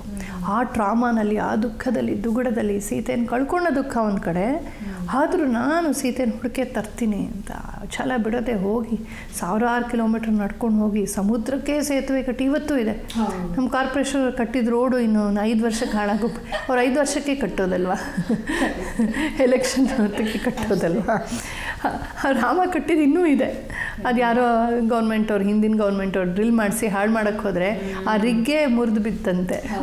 ಅಂದರೆ ಅಂಥ ಕ್ವಾಲಿಟಿ ವರ್ಕ್ ಮಾಡಿ ಲಂಕೆಗೆ ಹೋಗಿ ಅವನ ಹೋಮ್ ಪಿಚ್ಚಲ್ಲಿ ಅವನೂರಲ್ಲೇ ಹೋಗಿ ಅವನನ್ನು ನಾಶ ಮಾಡಿ ಎಷ್ಟು ಸಲ ಹೇಳ್ತಾನೆ ಬಿಟ್ಬಿಡು ನಾನು ಕ್ಷಮಿಸ್ಬಿಡ್ತೀನಿ ಅಂತ. ಸೀತೆಯನ್ನು ವಾಪಸ್ ಪಡೆದು ಬರ್ತಾರಲ್ಲ ರಾಮ, ದಟ್ ಈಸ್ ಎಕ್ಸ್ಟ್ರಾರ್ಡಿನರಿ. ಅಂಥ ಒಬ್ಬ ಪರ್ಫಾರ್ಮರು, ಅಂಥ ಒಬ್ಬ ಲೀಡರ್. ಅವನನ್ನು ಬರೀ ದೇವರಂತ ನೋಡೋದು, ದೇವರೇ ಅವರು ಡೌಟೇ ಇಲ್ಲ ಅದರಲ್ಲಿ. ಆದರೆ ಅವನು ದೇವರು ಯಾಕೆ ಮನುಷ್ಯನಾಗಿ ಬಂದ, ನಮಗೊಂದು ಮೆಸೇಜ್ ಕೊಡೋಕ್ಕೆ, ಈ ಥರ ಇರಬೇಕು ನೀನಿದ್ರೆ ಅಂತ. ಸೊ ರಾಮನ ಆದರ್ಶವನ್ನು ಭಾವಿಸಿದಾಗ ನಾವು ಕೂಡ ಸ್ವಲ್ಪ ಒಂದು ಭಾವೋನ್ನತಿಯನ್ನು ಪಡಿತೀವಿ. ನಾನು ಯಾಕೆ ಇಷ್ಟು ಚೀಪಾಗಿ ವರ್ತಿಸ್ಬೇಕು, ನಾನು ಯಾಕೆ ಮಾತಿಗೂ ಸುಳ್ಳು ಹೇಳಿ ಶಾರ್ಟ್ಕಟ್ ತೊಗೋಬೇಕು, ಅಂಥ ಕಷ್ಟ ನಷ್ಟಗಳನ್ನು ಎದುರಿಸ್ಕೊಂಡು ರಾಮ ಎಂಥ ಅದ್ಭುತವನ್ನು ಮಾಡ್ದ. ನಾನು ಜೀವನದ ಸಣ್ಣ ಪುಟ್ಟ ಕಷ್ಟಗಳು ಯಾವುದಕ್ಕೂ ಹೆದರೋದಿಲ್ಲ, ನಾನು ಏನಾದ್ರು ಮಾಡ್ತೀನಿ ಅಂತ ಒಂದು ಬರುತ್ತೆ. ಹಾಗೆ ಹನುಮಂತ. ಈ ಆದರ್ಶಗಳು ಎಲ್ಲರಿಗೂ ಬೇಕು, ಬರೀ ಹಿಂದೂಗಳಿಗಲ್ಲ, ಎಲ್ಲರಿಗೂ ಬೇಕು. ಇಂಥ ರಾಮ ಉಳಿದ್ರೆ ಈ ಆದರ್ಶ ಉಳಿಯುತ್ತೆ. ರಾಮ ಮಂದಿರ ಈ ಆದರ್ಶಗಳ ದ್ಯೋತಕ, ಭಾರತದ ಅತ್ಯುನ್ನತವಾದ ಮೌಲ್ಯ ಚಿಂತನೆಗಳ ಒಂದು ಸಾಕಾರ ರೂಪ ಅದು. ಹಾಗಾಗಿ ಪ್ರತಿಯೊಬ್ಬ ಭಾರತೀಯರಷ್ಟೇ ಅಲ್ಲ, ವಿಶ್ವದಲ್ಲಿ ಯಾರೇ ಸತ್ಯ ಧರ್ಮಗಳನ್ನು ಒಪ್ಪಿಕೊಳ್ತಾರೋ, ಪ್ರೀತಿಸ್ತಾರೋ, ಸತ್ಯಮೇವ ಜಯತೆ, ಸತ್ಯವೇ ಉಳಿಬೇಕು ಅಂತ ಹೇಳ್ತಾರೋ ಅವರೆಲ್ಲರೂ ಕೂಡ ಇದಕ್ಕೆ ಪ್ರೋತ್ಸಾಹ ಕೊಡಲೇಬೇಕು, ಸೇರಲೇಬೇಕು. ಇದನ್ನು ವಿರೋಧಿಸಿದ್ರೆ ಅವರು ಸತ್ಯ ಧರ್ಮಗಳನ್ನು ವಿರೋಧಿಸ್ತಾರೆ ಅಂತ ಅರ್ಥ. ಅವ್ರು ರಾವಣನ ಪಾರ್ಟಿ ಆಗ್ತಾರೆ. ಹಾಗಾಗಿ ಅರ್ಥನೇ ಇಲ್ಲ ಅದಕ್ಕೆ. ಎಲ್ಲರೂ ಸೇರಬೇಕು. ಇದು ಒಂದು ಕಮ್ಯುನಿಟಿ ಹಬ್ಬ ಅಲ್ಲ, ಇದು ಭಾರತದ ಹಬ್ಬ, ಭಾರತದ ಒಂದು ಸಾಂಸ್ಕೃತಿಕ ಎಪಿಸೆಂಟರ್ ಅಂತ ಹೇಳ್ತಾರಲ್ಲ ಆ ಥರ. ನಮ್ಮ ಭವ್ಯ ರಾಮರಾಜ್ಯದ ನಿರ್ಮಾಣದ ಅದ್ಭುತವಾದ ಪ್ರಾರಂಭೋತ್ಸವ ಅಂತ ಹೇಳ್ಬೋದು. ಹಾಗಾಗಿ ಎಲ್ಲರೂ ಕಾಯ್ತಾ ಇದ್ದಾರೆ, ನಾನು ಕಾಯ್ತಾ ಇದ್ದೀನಿ. ಸನ್ಮಂಗಲಕರವಾಗಿ ರಾಮನ ಆ ಪ್ರಾಣ ಪ್ರತಿಷ್ಠಾಪನಾ ಮಹೋತ್ಸವ ನಡೀಲಿ, ಚೆನ್ನಾಗಾಗಲಿ. ಎಲ್ಲ ಮನೆಯಲ್ಲೂ ಕೂಡ ನಾವು ಆವತ್ತಿನ ದಿನ 5 ದೀಪ ಹಚ್ಚಬೇಕು ಅಂತ ಎಲ್ಲ ಹೇಳ್ತಾ ಇದ್ದಾರೆ. ಎಲ್ಲ ಒಂದೇ ಥರ ಮಾಡೋಣ ಅಂತ. ಬೆಳಗ್ಗೆದ್ದು ಸ್ನಾತರಾಗಿ ಬ್ರಾಹ್ಮಿ ಮುಹೂರ್ತದಲ್ಲಿದ್ದು 5 ದೀಪಗಳನ್ನು, ತುಪ್ಪದ ದೀಪಗಳನ್ನು ಹಚ್ಚಿ ಕುಲದೇವತೆ ಪೂಜೆ ಮಾಡಿ ನಮಗೆ ತೋಚಿದ ರೀತಿಯಲ್ಲಿ ನಿರ್ವಿಘ್ನವಾಗಿ ನೆರವೇರಲಿ ಅಂತ ಹೇಳಿ ಪೂಜೆ, ಹೋಮ, ಹವನ, ಭಜನೆ ಮಾಡ್ಬೋದು. ಮತ್ತು ಒಬ್ಬೊಬ್ಬರೇ ಮನೇಲಿ ನೋಡೋ ಬದಲು ಎಲ್ಲ ಸೇರಿ ಸಮೂಹವಾಗಿ ದೇವಸ್ಥಾನಗಳಲ್ಲಿ, ಬಯಲುಗಳಲ್ಲಿ ದೊಡ್ಡ ಸ್ಕ್ರೀನ್ ಹಾಕ್ಕೊಂಡು ರಾಮ ಮಂದಿರದ ಪ್ರತಿಷ್ಠಾಪನೆಯ ದಿವ್ಯ ಕ್ಷಣವನ್ನು ಎಲ್ಲರೂ ನೋಡ್ಬೋದು, ಕಣ್ ತುಂಬ್ಕೋಬೋದು. ಹೀಗೆ ಏನಕ್ಕೇನ ಪ್ರಕಾರೇಣ ನಾವು ಅವತ್ತು ಸೇರಬೇಕು. ಎಲ್ಲ ಭಾರತೀಯರೂ ಅದರಲ್ಲಿ ತೊಡಗಬೇಕು, ಪ್ರತಿಯೊಬ್ಬರೂ ತೊಡಗಬೇಕು. ಅದು ತುಂಬ ಒಂದು ಐತಿಹಾಸಿಕ ಕ್ಷಣವಾಗತ್ತೆ. ಅಕ್ಕ, ಪ್ರಭು ಶ್ರೀರಾಮನ ಕಥೆಗಳ ಬಗ್ಗೆ ನೋಡೋದಾದರೆ ಬಹಳಷ್ಟು ಕಥೆಗಳು ಬಂದಿದ್ದಾವೆ. ಒಂದೊಂದರಲ್ಲಿ ಒಂದೊಂದು ರೀತಿಯಾದಂಥ ಉಲ್ಲೇಖಗಳಿರುತ್ತವೆ. ಸೊ ಈಗ ನಾವಿದರಲ್ಲಿ ಯಾವುದನ್ನು ನೆಚ್ಕೋಬೇಕು, ಅಥವಾ ಇದರಲ್ಲಿ ಸರಿಯಾದದ್ದು ಇದೆ ಅಂತ ನಾವು ಹೇಗೆ ಅದನ್ನು ಐಡೆಂಟಿಫೈ ಮಾಡೋದು ಹೇಗೆ ಅಂತ? ಇದು ಒಂದು ದೊಡ್ಡ ಗೊಂದಲ ಎಲ್ಲ ಕಡೆ ಇದೆ. ಇದಕ್ಕೆ ಕಾರಣ ಇಷ್ಟೇ, ನಾವು ಮೂಲ ಒಂದು ರಾಮಾಯಣದ ಒಂದು ಶ್ರವಣದಿಂದ ಎಲ್ಲೋ ಒಂದು ಕಡೆ ದೂರ ಬಂದ್ಬಿಟ್ಟಿದ್ದೀವಿ. ಮೆಕಾಲೆ ಎಜುಕೇಶನ್ ಅಲ್ಲಿ ಈ ರಾಮಾಯಣ ಮಹಾಭಾರತಗಳ ಶ್ರವಣಗಳಿಗೆ ಅವಕಾಶ ಇಲ್ಲ. ಬಟ್ ನಮ್ಮ ಪಾರಂಪರಿಕ ವಿದ್ಯೆಗಳಲ್ಲಿ, ಪಾರಂಪರಿಕ ಗುರುಕುಲ ಪದ್ಧತಿಯಲ್ಲಿ ನಮ್ಮ ಭಾರತೀಯ ಜೀವನದ ಜೀವಾಳವೇ ರಾಮಾಯಣ ಮಹಾಭಾರತ. ಅಲ್ಲಿ ಗೊಂದಲ ಇರಲಿಲ್ಲ. ಇವತ್ತಿಗೂ ಯಾರು ಮೂಲಗಳನ್ನು ಓದ್ತಾರೋ ಅವ್ರಿಗೆ ಗೊಂದಲ ಇರಲ್ಲ. ಈಗ ಯಾವ ರಾಮಾಯಣ ಸರಿ ತಪ್ಪು ಅಂತ ಹೇಳುವಾಗ ಸರಿ ತಪ್ಪು ಅನ್ನೋ ಪ್ರಶ್ನೆಗಿಂತ ಮೂಲ ಯಾವುದು, ಆಮೇಲೆ ಬಂದಂತ ಅದರ ಒಂದು ಆಧಾರದಿಂದ, ಪ್ರೇರಣೆಯಿಂದ ಬಂದಂತ ಕಾವ್ಯಮಯವಾದ ರಾಮಾಯಣ ಸೃಷ್ಟಿಗಳು ಯಾವುದು ಅಂತ ಹಿಂಗೆ ತಗೋಬೇಕು. ಮೂಲ ಯಾವತ್ತಿದ್ರು ವಾಲ್ಮೀಕಿ ರಾಮಾಯಣವೇ. ವಾಲ್ಮೀಕಿ ಮಹರ್ಷಿಗಳು ರಾಮನ ಸಮಕಾಲೀನರು. ಅವರು ಶ್ರೀರಾಮನ ಪತ್ನಿಯಾದ ಸೀತೆಗೆ ಆಶ್ರಯ ಕೊಟ್ಟಂಥವ್ರು, ಆಮೇಲೆ ರಾಮನ ಮಕ್ಕಳಿಗೆ ಗುರುವಾದಂಥವ್ರು. ಸೊ ವಾಲ್ಮೀಕಿ ಸಮಕಾಲೀನರಾದ್ರಿಂದ ಮತ್ತೆ ಅವ್ರಿಗೆ ಚೆನ್ನಾಗಿ ಗೊತ್ತಿತ್ತು ವಿದ್ಯಮಾನಗಳು, ಮತ್ತು ಅವರು ತುಂಬಾ ತಿಳ್ಕೊಂಡಂಥವ್ರು, ತುಂಬಾ ಸಂಗ್ರಹವಾಗಿ ಬರೆದಿದ್ದಾರೆ. ಮೂಲ ರಾಮಾಯಣವನ್ನ ನೋಡಿದ್ರೆ ಅದು ಕಾವ್ಯಾನಾಂ ಬೀಜಮುತ್ತಮಂ ಅಂತ, ಕಾವ್ಯಗಳಿಗೆ ಅದು ಬೀಜ ಅಂತ, ದ ಸೀಡ್ ಆಫ್ ಪೊಯೆಟ್ರಿ. ಅದನ್ನು ಆದಿಕಾವ್ಯ ಅಂತ ಕರೀತಾರೆ. ಅದು ರಾಮನ ಮೊದಲ ಕಥೆ ಅಷ್ಟೇ ಅಲ್ಲ, ವೆರಿ ಫಸ್ಟ್ ವರ್ಷನ್, ಮೊದಲ ವೃತ್ತಾಂತ ಅಷ್ಟೇ ಅಲ್ಲ, ಅದು ಕಾವ್ಯ ಪ್ರಕಾರಗಳಿಗೆ ಅತ್ಯಂತ ಮೊದಲನೆಯದು. ತತ್ಪೂರ್ವದಲ್ಲಿ ವೇದದಲ್ಲೂ ಛಂದೋಬದ್ಧವಾಗಿ ಬರೆಯುವಂಥದ್ದು, ಒಂದಿಷ್ಟು ಅಲಂಕಾರಗಳು ಅದೆಲ್ಲ ಕಾಣ ಬರುತ್ತವೆ ನಮಗೆ. ಆದರೆ ವೈದಿಕ ಸಾಹಿತ್ಯವನ್ನು ನಾವು ಬರೀ ಕಾವ್ಯ ಅಂತ ಕರೆಯೋದಿಲ್ಲ. ಕಾವ್ಯತ್ವದ ಅಂಶಗಳಿವೆ ವೇದಾಂತದಲ್ಲಿ, ವೇದದಲ್ಲಿ ಎಲ್ಲ ಇವೆ. ಮತ್ತು ವರ್ಸಿಫಿಕೇಶನ್, ಛಂದೋಬದ್ಧವಾದ ಪದ್ಯಗಳಲ್ಲಿ ಶಾಸ್ತ್ರಾದಿಗಳನ್ನು ಬರೆಯೋದು, ಅದೆಲ್ಲ ಈ ವೇದಾಂಗಗಳೆಲ್ಲ ನಾವು ನೋಡ್ತೀವಿ. ಆದರೂ ಒಂದು ಅಷ್ಟಾದಶ ವರ್ಣನೆಗಳಿರುವಂಥದ್ದು, ನವರಸಗಳನ್ನು ತೋರಿಸುವಂಥದ್ದು, ಒಂದು ಮುಖ್ಯವಾದ ಮಹಾನಾಯಕನ ಪಾತ್ರ ಪರಿಚಯ, ನಾಯಕಿಯ ಪರಿಚಯ, ಹೀಗೆ ನಾನಾ ಸುಖ ದುಃಖಗಳಲ್ಲಿ ಹಾದು ಹೋಗುವ ಜೀವನ, ಒಂದು ವೃತ್ತಾಂತದ ಮೂಲಕ ಅದ್ಭುತವಾಗಿ ಒಂದು ಜೀವನದ ಸತ್ಯಗಳನ್ನು ತಿಳಿದಿರುವಂಥದ್ದು, ಧರ್ಮಾರ್ಥ ಕಾಮ ಮೋಕ್ಷಗಳನ್ನು ತೋರಿಸುವಂಥದ್ದು, ಈ ರೀತಿಯ ಒಂದು ವ್ಯವಸ್ಥಿತವಾದ ಫಸ್ಟ್ ಮಾಡೆಲ್ ಆಫ್ ಪೊಯೆಟ್ರಿ, ಮೊಟ್ಟ ಮೊದಲ ಕಾವ್ಯದ ಒಂದು ಮಾದರಿ ಅಂತಂದ್ರೆ ಅದು ರಾಮಾಯಣವೇ. ಅದಕ್ಕಿಂತ ಪೂರ್ವದಲ್ಲಿ ಇಂಥ ಅದ್ಭುತವಾದ ಒಂದು ಅಚ್ಚುಕಟ್ಟಾದ ಫಾರ್ಮಲ್, ಇದನ್ನು ಹೀಗೆ ಇರಬೇಕು ಅಂತ ಶಾಸ್ತ್ರದಲ್ಲಿ ಕಾವ್ಯದ ಲಕ್ಷಣ ಅಂತ ಹೇಳ್ಬೋದಾದಂಥದ್ದು ಇನ್ನೆಲ್ಲೂ ಕಾಣಿಸೋದಿಲ್ಲ ನಮಗೆ. ತತ್ಪೂರ್ವದಲ್ಲಿ ಅಂಥ ಪೊಯೆಟ್ರಿ ನಮಗೆ ಕಾಣಿಸೋದಿಲ್ಲ. ಹಾಗಾಗಿ ಅದನ್ನು ಆದಿಕಾವ್ಯ ಅಂತ ಹೇಳ್ತಾರೆ. ಆದಿಕವಿ ಅಂತ ವಾಲ್ಮೀಕಿ ಮಹರ್ಷಿಗಳನ್ನು ಕರೀತಾರೆ. ಅವನು ಕಥಾನಾಯಕರನ್ನ ಚೂಸ್ ಮಾಡುವಾಗಲೂ ಕೂಡ ಅವನೊಬ್ಬಂದೇ ಡಿಸಿಷನ್ ಅಲ್ಲ. ಅದು ಶುರುವಾಗೋದೇ ತಪಸ್ವಾಧ್ಯಾಯ ನಿರತಂ ಅಂತ ಶುರು ಆಗತ್ತೆ. ಈ ತಪಸ್ವಾಧ್ಯಾಯ ನಿರತನಾದಂತಹ ನಾರದ ಮಹರ್ಷಿಯನ್ನು ಮುನಿಪುಂಗವನಾದಂತಹ ವಾಲ್ಮೀಕಿ ಪ್ರಶ್ನೆ ಕೇಳ್ತಾನೆ. ಈ ನಾರದರು ಎಲ್ಲಾ ಕಡೆ ಸುತ್ತಾ ಇರ್ತಾರಲ್ಲ, ಕೋನ್ವಸ್ಮಿನ್ ಸಾಂಪ್ರತಂ ಲೋಕೆ ಗುಣವಾನ್ ಕಷ್ಟ ವೀರ್ಯವಾನ್ ಅಂತ ಶುರು ಮಾಡ್ತಾನೆ. ಈ ನೀನೆಲ್ಲಾ ಕಡೆ ಓಡಾಡ್ತೀಯಲ್ಲ, ಈ ಕಾಲದಲ್ಲಿ ಅತ್ಯಂತ ಗುಣವಂತನು, ವೀರ್ಯವಂತನು, ಶಕ್ತಿವಂತನು, ವಿದ್ವಾನ್ ಆಗಿರೋನು, ಸಭ್ಯನು, ಸುಸಂಸ್ಕೃತನು, ಸುಂದರನು, ಬಲಶಾಲಿಯು, ಶೂರನು, ಧೀರನು, ನಿಪುಣನು, ಜನಪ್ರಿಯನು, ಉದಾರನು, ಗುಣಶಾಲಿಯು, ಬಲಶಾಲಿಯು, ಅಧಿಕಾರ ಸಂಪನ್ನನು, ಎಲ್ಲ ಇರುವಂಥ ಕಂಪ್ಲೀಟ್ ಮ್ಯಾನ್ ಇದೆಯಲ್ಲ, ಅದು ಯಾವುದೋ ಶೂಟಿಂಗ್ ಹಾಕೊಂಡ್ಬಿಟ್ರೆ ಕಂಪ್ಲೀಟ್ ಮ್ಯಾನ್ ಅನ್ಕೊಳ್ತೀವಿ. ರಾಮನಲ್ಲಿ ಅದು ಕಾಣಿಸ್ತು. ಇದಿಷ್ಟೂ ಗುಣ ಇರುವಂಥ ನಮ್ಮ ಕಾಲದ ಒಬ್ಬ ವ್ಯಕ್ತಿ ಇದ್ರೆ ಹೇಳು ಅಂತ ಹೇಳ್ತಾರೆ. ವಾಲ್ಮೀಕಿ ಬಹುಶಃ ಅವ್ರ ಮನಸ್ಸಲ್ಲಿ ಇದ್ದಿದ್ದು ರಾಮ, ಅವನಿಗಿಂತ ಇನ್ನು ಬೆಟರ್ ಇದ್ದಾರಾ ಅನ್ನೋ ಒಂದು ಕುತೂಹಲ ಬಹುಶಃ. ಆಗ ನಾರದರು ರಾಮನ ಹೆಸರನ್ನು ಹೇಳ್ಬಿಟ್ಟು ದಶರಥಾತ್ಮಜ ಅಂತ ರಾಮನ ಗುಣವರ್ಣನೆ ಬರುತ್ತೆ. ರಾಮಾಯಣ ಶುರು ಆಗೋದು ರಾಮನ ಗುಣವರ್ಣನೆಯಿಂದ. ಎಷ್ಟು ಚೆನ್ನಾಗಿದೆ ಅಂತಂದ್ರೆ ಒಂದಷ್ಟು ಶ್ಲೋಕಗಳು, ಎಷ್ಟು ಸೊಗಸಾಗಿ ಒಂದೊಂದು ಶ್ಲೋಕದ ಅರ್ಥ ತೆಗೆದುಕೊಂಡ್ರೆ ನಾವು ಜೀವನದ ಒಂದೊಂದು ಸುಂದರ ಆಯಾಮ ಅದು. ಇದ್ರೆ ಹೇಗಿರ್ಬೇಕಪ್ಪ, ಇದು ಆದರ್ಶ ಅಂತ. ಒಂದು ಸರಳ ಉದಾಹರಣೆ ಹೇಳ್ತೀನಿ. ಸ್ಮಿತ ಪೂರ್ವಾಭಿಭಾಷಿ ರಾಮ ಅಂತ ಅಂದ್ರೆ ಸ್ಮಿತ ಪೂರ್ವಾಭಿಭಾಷಿ, ನಕ್ಕು ಮೊದಲೇ ಮಾತಿಗೆ ಶುರು ಮಾಡುವನು ಅಂತ. ಇದು ಎಷ್ಟು ದೊಡ್ಡ ಮೌಲ್ಯ ಅಂದ್ರೆ, ಈಗ ನಮಗೆಲ್ಲ ಈಗೋ ಅಂತ, ಅಹಂ ಅಂತ, ಮಿಸ್ಟರ್ ಈಗೋ ಅಂತ ಒಬ್ರು ಕೂತಿರ್ತಾರೆ ಮನ್ಸಲ್ಲಿ ಅಲ್ವಾ, ಅನ್ನೋ ಅಂತ ಏನೋ ಬಿಗುಮಾನ. ಸೊ ನಮ್ಗೆ ಯಾರೋ ಎಲ್ಲೋ ಬೀದಿನಲ್ಲಿ ಹೋದ, ಯಾರನ್ನೋ ನೋಡ್ತೀವಿ, ಯಾವುದೋ ಸಭೆಯಲ್ಲಿ ಯಾರೋ ನೋಡ್ತೀವಿ, ಏನೋ ನೋಡದೆ ಇರೋ ಹಾಗೆ ಏನೋ ಒಂಥರ ಬಿಗು ಇಟ್ಕೊಂಡಿರ್ತೀವಿ. ಆದ್ರೆ ನಮ್ಗಿಷ್ಟ ಅವ್ರು ಮಾತಾಡ್ಸ್ಬೇಕು ಅಂತ, ಅವರೇ ನಾನು ನೋಡ್ಲಿ ಅಂತ. ಬಹುಶಃ ಅವ್ರಿಗೂ ಹಂಗೆ ಅನ್ಸುತ್ತೇನೋ. ಕೊನೆಗೆ ಇಬ್ರು ಮಾತಾಡ್ಸೋದಿಲ್ಲ, ನೋಡಿದ್ರ ಇಷ್ಟು ಜಂಬ ಅವ್ರಿಗೆ ಅನ್ಕೊಳ್ತಾರೆ, ಅವರು ಹಾಗೆ ಅನ್ಕೊಳ್ತಾರೆ. ಅಲ್ಲಿಗೊಂದು ಸ್ನೇಹ ದೂರ ಆಯ್ತು. ರಾಮ ಹಾಗರ ಸ್ಮಿತಪೂರ್ವಾಭಿಭಾಷಿ, ಸ್ಮಿತಪೂರ್ವ ಭಾಷಿ. ಹೀಗೆ ಅಂದ್ರೆ ತಾನು ರಾಜಕುಮಾರ, ಯುವರಾಜ, ಮುಂದೆ ಚಕ್ರವರ್ತಿ ಆಗುವಂಥವನು. ಅವನು ಎಷ್ಟು ಜಂಬ ಪಡ್ಬೋದು. ಪ್ರೋಟೋಕಾಲ್ ಪ್ರಕಾರ ಮಹಾರಾಜನ ಹಾಗೆ ಇರ್ಬೋದು ಅವನು, ಅಲ್ವಾ? ತಪ್ಪೇನೂ ಇಲ್ಲ. ಅವನು ಎಷ್ಟು ಬಿಗುವಾಗಿದ್ರು ಕೂಡ ಅದು ತಪ್ಪೇನೂ ಅಲ್ಲ, ಅವನ ಲೆವೆಲ್ಗೆ ಅದು. ಆದ್ರೂ ಕೂಡ ಅವನು ಸ್ಮಿತಪೂರ್ವಾಭಿಭಾಷಿ. ತಾನು ರಾಜಕುಮಾರನೇ ಆದ್ರೂ, ರಾಜನೇ ಆದ್ರೂ ತಾನೇ ನಕ್ಕು ಮೊದಲಿಗೆ ಮಾತನ್ನ ಪ್ರಾರಂಭಿಸ್ತಾ ಇದ್ದಂತೆ. ಎಷ್ಟು ದೊಡ್ಡ ವ್ಯಾಲ್ಯೂ ಇದು. ರಾಜನೇ ಹಂಗಿದ್ದ ಅಂದಮೇಲೆ ನಾವು ಕಾಮನರ್ಸ್ ನಾವು ಹೆಂಗಿರ್ಬೇಕು, ನಮಗೊಂದು ಆದರ್ಶ ಸಿಕ್ಕತ್ತೆ. ಇಂಥ ಎಷ್ಟೋ ಗುಣಗಳು. ಮತ್ತೆ ಒಳ್ಳೆ ತುಂಬಿದ ಮೈಕಟ್ಟು, ಈ ಮ್ಯಾಗಿ ನೂಡಲ್ಸ್ ತಿನ್ಕೊಂಡು MG ರೋಡಲ್ಲಿ ಹುಡುಗಿನ ಚುಡಾಯಿಸ್ಕೊಂಡು ಶಿಲ್ಲೆ ಹಾಕ್ಕೊಂಡು ಇಡೀ ದಿನ ಮಾಲಲ್ಲಿ ಏನೂ ಮಾಡದೆ ಅಪ್ಪನ ದುಡ್ಡನ್ನ ವೇಸ್ಟ್ ಮಾಡುವಂಥವ್ರಿಗೆ ಅಂಥ ಭುಜಬಲ ಬರೋದಿಲ್ಲ. ಅವ್ರ ನೂಡಲ್ಸ್ ಪಿಚ ಪಿಚ ಅಂತ ಆಗ್ತಾರೆ. ಟೈಮ್ ವೇಸ್ಟು, ಹಣ ವೇಸ್ಟು, ಜೀವನ ವೇಸ್ಟು. ಆದರೆ ರಾಮ ಹಂಗಿದ್ದ ಅಂತಂದರೆ ಅವನು ಎಷ್ಟು ಫಿಟ್ ಆಗಿದ್ದ, ಎಷ್ಟು ವ್ಯಾಯಾಮ ಮಾಡ್ತಾ ಇದ್ದ. ಅಶ್ವಾರೋಹಣದಲ್ಲಿ, ರಥಾರೋಹಣದಲ್ಲಿ, ಶಸ್ತ್ರಾಸ್ತ್ರಗಳಲ್ಲಿ, ಧನುರ್ವಿದ್ಯೆಯಲ್ಲಿ, ಬೇರೆ ಬೇರೆ ಶಾಸ್ತ್ರಗಳಲ್ಲಿ, ವೇದಾದಿಗಳಲ್ಲಿ, ಸಂಗೀತದಲ್ಲಿ, ಎಲ್ಲದರಲ್ಲೂ ಮಾತಷ್ಟು ಚೆನ್ನಾಗಿ ಮಾತಾಡ್ತಾ ಇದ್ದ. ಅತ್ಯಂತ ಅದ್ಭುತವಾಗಿ ಮಾತಾಡ್ತಾ ಇದ್ದ. ಪ್ರಿಯದರ್ಶನನಾಗಿದ್ದ. ಆ ಪ್ರಿಯದರ್ಶನತ್ವದ ಬಗ್ಗೆ ತುಳಸಿದಾಸರು ರಾಮಾಯಣದಲ್ಲಿ ಹೇಳ್ತಾರೆ. ಚಂದ್ರಕಾಂತಾನನಂ ರಾಮಂ ಅತೀವ ಪ್ರಿಯದರ್ಶನಂ ರೂಪೋದಾರ್ಯ ಗುಣೈ ಪುಂಸಾಂ ದೃಷ್ಟಿಚಿತ್ತಾಪಹಾರಿಣಂ. ಹಾಗೆ ರಾಮಂ ಅಂತ ಬರೆಯುತ್ತೆ.